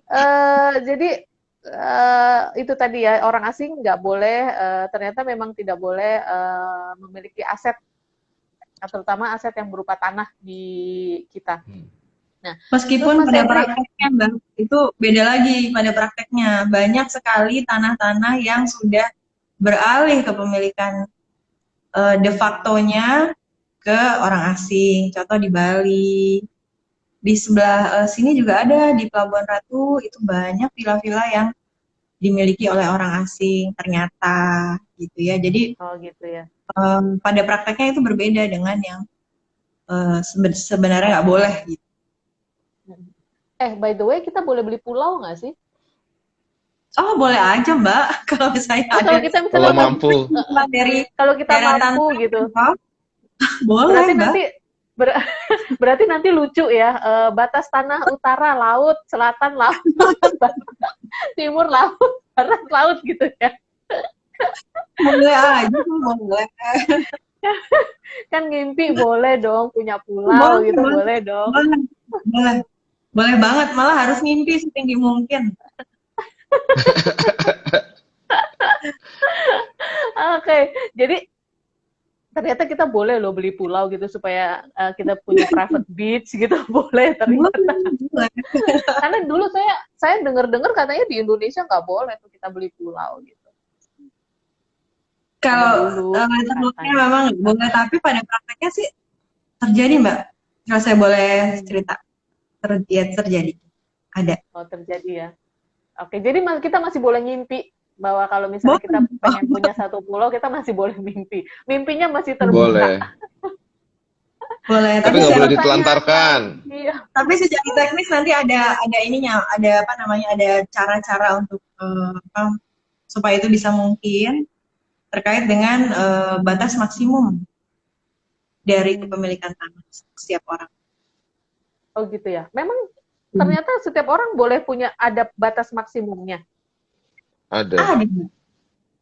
Oh, Ada. boleh diterangin nggak hal ini? Ini saya baru tahu nih. Jadi kita ternyata nggak boleh serakah-serakah punya banyak tanah ya. Oh nggak boleh, Mm-mm. kan ada Soalnya Tuhan apa namanya, Tuhan udah berhenti menciptakan tanah pada hari keberapa tuh? Hari pertama ya?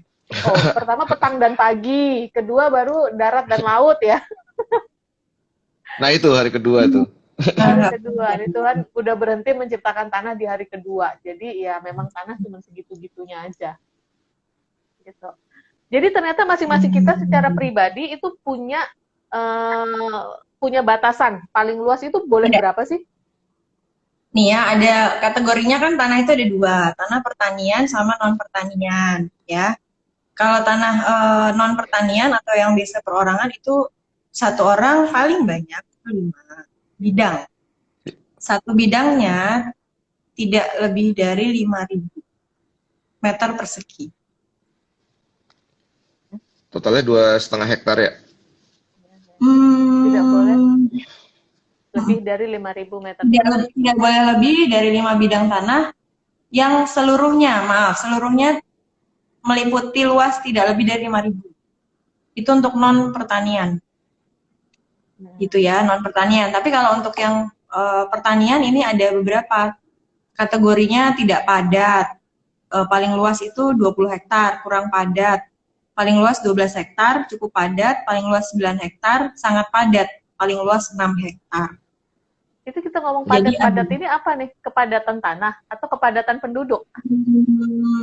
mungkin ini kepadatan penduduk ya.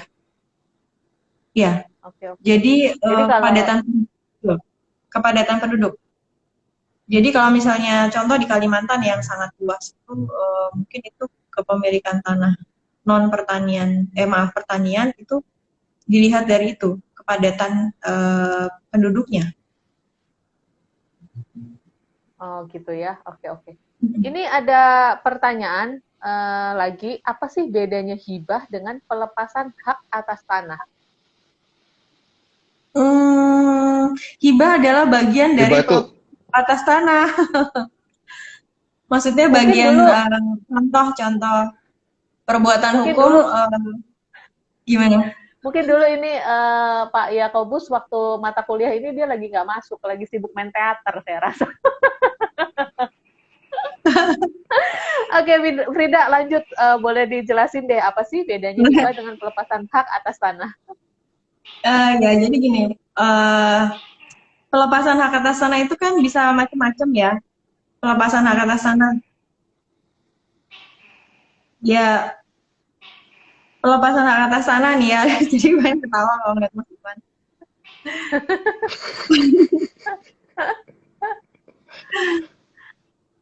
Iya, jadi kalau hibah itu kan kita memberikan sesuatu kepada pihak lain. Dalam hal ini konteksnya kan tanah dan tanah bangunan dan atau misalnya tanah saja. Nah, kalau pelepasan hak atas tanah itu pihak ada salah satu pihak yang memang melepaskan hak atas tanahnya. Nah, ini lazim biasanya contoh ya, ada pengalaman kemarin itu ini sih terkait dengan treatment dari kantor pertanahan ya, itu ternyata tidak sama. Jadi mungkin secara aturan sebenarnya sama pengaturan, misalnya di kantor BPN seluruh Indonesia tuh harusnya standarnya sama, tetapi pada prakteknya ketika proses pengurusan ada PT membeli sebidang tanah yang kebetulan belinya dari perorangan. Nah, berarti kan statusnya hak milik ya, masih hak milik. Nah, tapi PT itu kan nantinya nggak boleh punya hak milik, jadi harus turun. Jadi ada proses penurunan hak dulu dari hak milik ke HGB. Nah, ada kantor pertanahan yang accept, yang menerima proses penurunan hak, tapi ada juga yang nggak mau minta pelepasan hak. Nah, pelepasan hak ya ini beda ya, beda dengan hibah menurut saya, tapi hibah itu juga masuk ke dalam kategori pelepasan hak atas tanah. Pelepasan hak. Iya, dari orang yang memberikan hibah kepada orang yang akan diterimakan hibah, gitu. SPH, surat Oke, pelepasan oke. hak. Oke. Iya, Jadi tadi sengketa, ada sengketa keluarga, ada sengketa yang suratnya double-double, terus sengketa batas itu biasa ada juga nggak? Menemui nggak ini di ada, dunia nyata? Ada. Dan iya kemarin saya kebetulan ada yang di tembok, jadi nembok nggak bilang-bilang, nggak minta izin dulu sama tetangga sebelah tanah. Kan harusnya kalau mau menentukan batas, memberikan batas permanen itu kan harus memastikan dulu sebenarnya batasnya sampai di mana. Jadi nggak bisa juga loh nanti misalnya kita lihat sertifikat, oh ini garisnya benar kok, kan itu benar menurut kita. Tapi kan belum tentu. Nah, biasanya ini lazim yang tanah yang tidak berbatas atau yang belum ada bangunannya. Itu memang agak sulit sih. Itu sangat mungkin ada batas yang terambil. Jadi Makanya kalau ketika misalnya, hmm, jadi kalau misalnya kita mau memberikan batas permanen di tanah kita gitu, misalnya kita punya sebidang tanah, terus mau saya bikinin pagar dulu deh, itu kita harus melakukan apa? Minta izin kanan kirinya atau Pengukuran. pengukuran Pengukuran dulu, BPN. pengukuran Pengukuran BPN BPN. ditentukan batasnya, di mana batasnya. Pengukuran BPN. Nanti Gitu. dipasang patok, kemudian nanti kalau memang ini ya pakai pohon, biasanya kalau di sini tuh pakai hang juang atau pakai bambu dulu baru nanti dipermanenkan gitu, dicor pakai semen gitu. Tapi itu harus menghadirkan Ada iya petugas ada stempel BPN. BPN ya. Mm-mm. Betonnya itu ada stempel BPN ya, BPN gitu ada. oh Iya. gitu. Pal batas. Jadi kita Mm-mm. nggak bisa ya serta-merta langsung nembokin. Oh nggak bisa, Nembokin itu walaupun itu sudah tanah kita terjadi. sendiri. Iya, nggak bisa. Iya, apalagi kalau batas-batasnya tidak terpelihara dengan baik.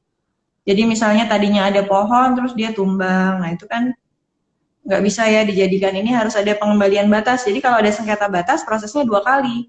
Yang pertama adalah menentukan plotting, validasi lagi, diukur ulang lagi, menentukan batas, kemudian nanti gambarnya kan dikerjakan lagi sama teman-teman bagian ukur.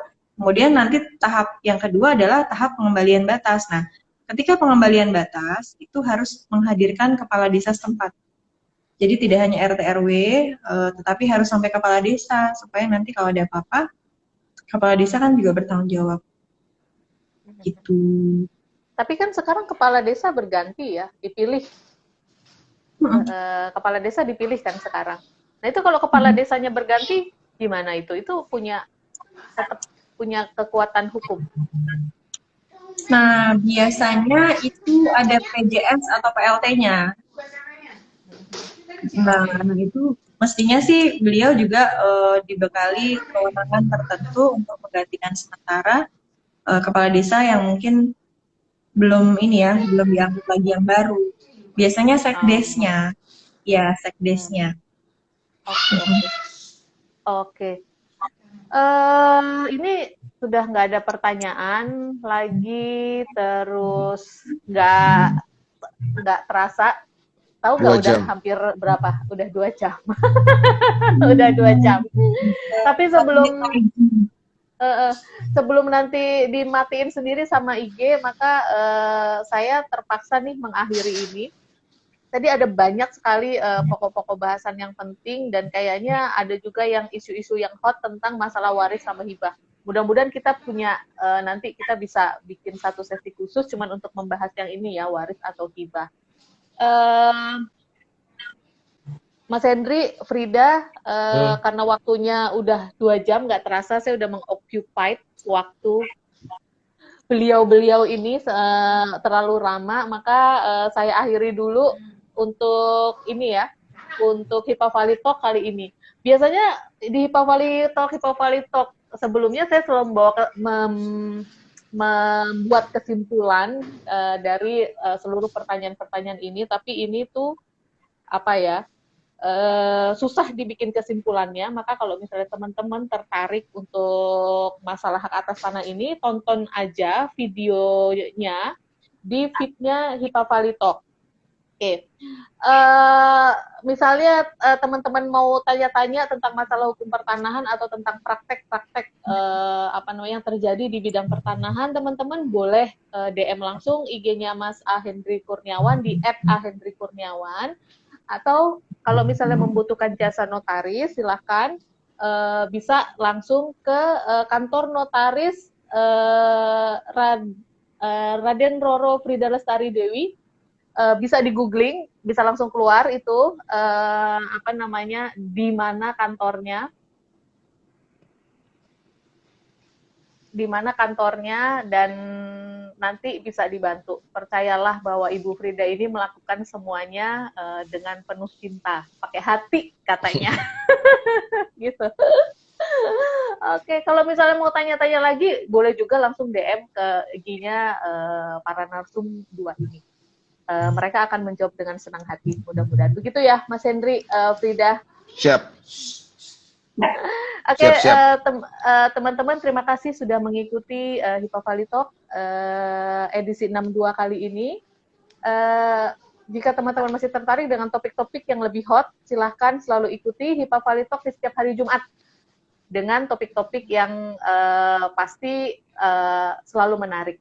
Oke, Mas Hendri, Frida, terima kasih. Teman-teman, terima kasih. Saya Desta, host Hipa Valley Talk sore ini, mohon undur diri. Bye. Terima kasih. Desta. Sehat selalu. Ya.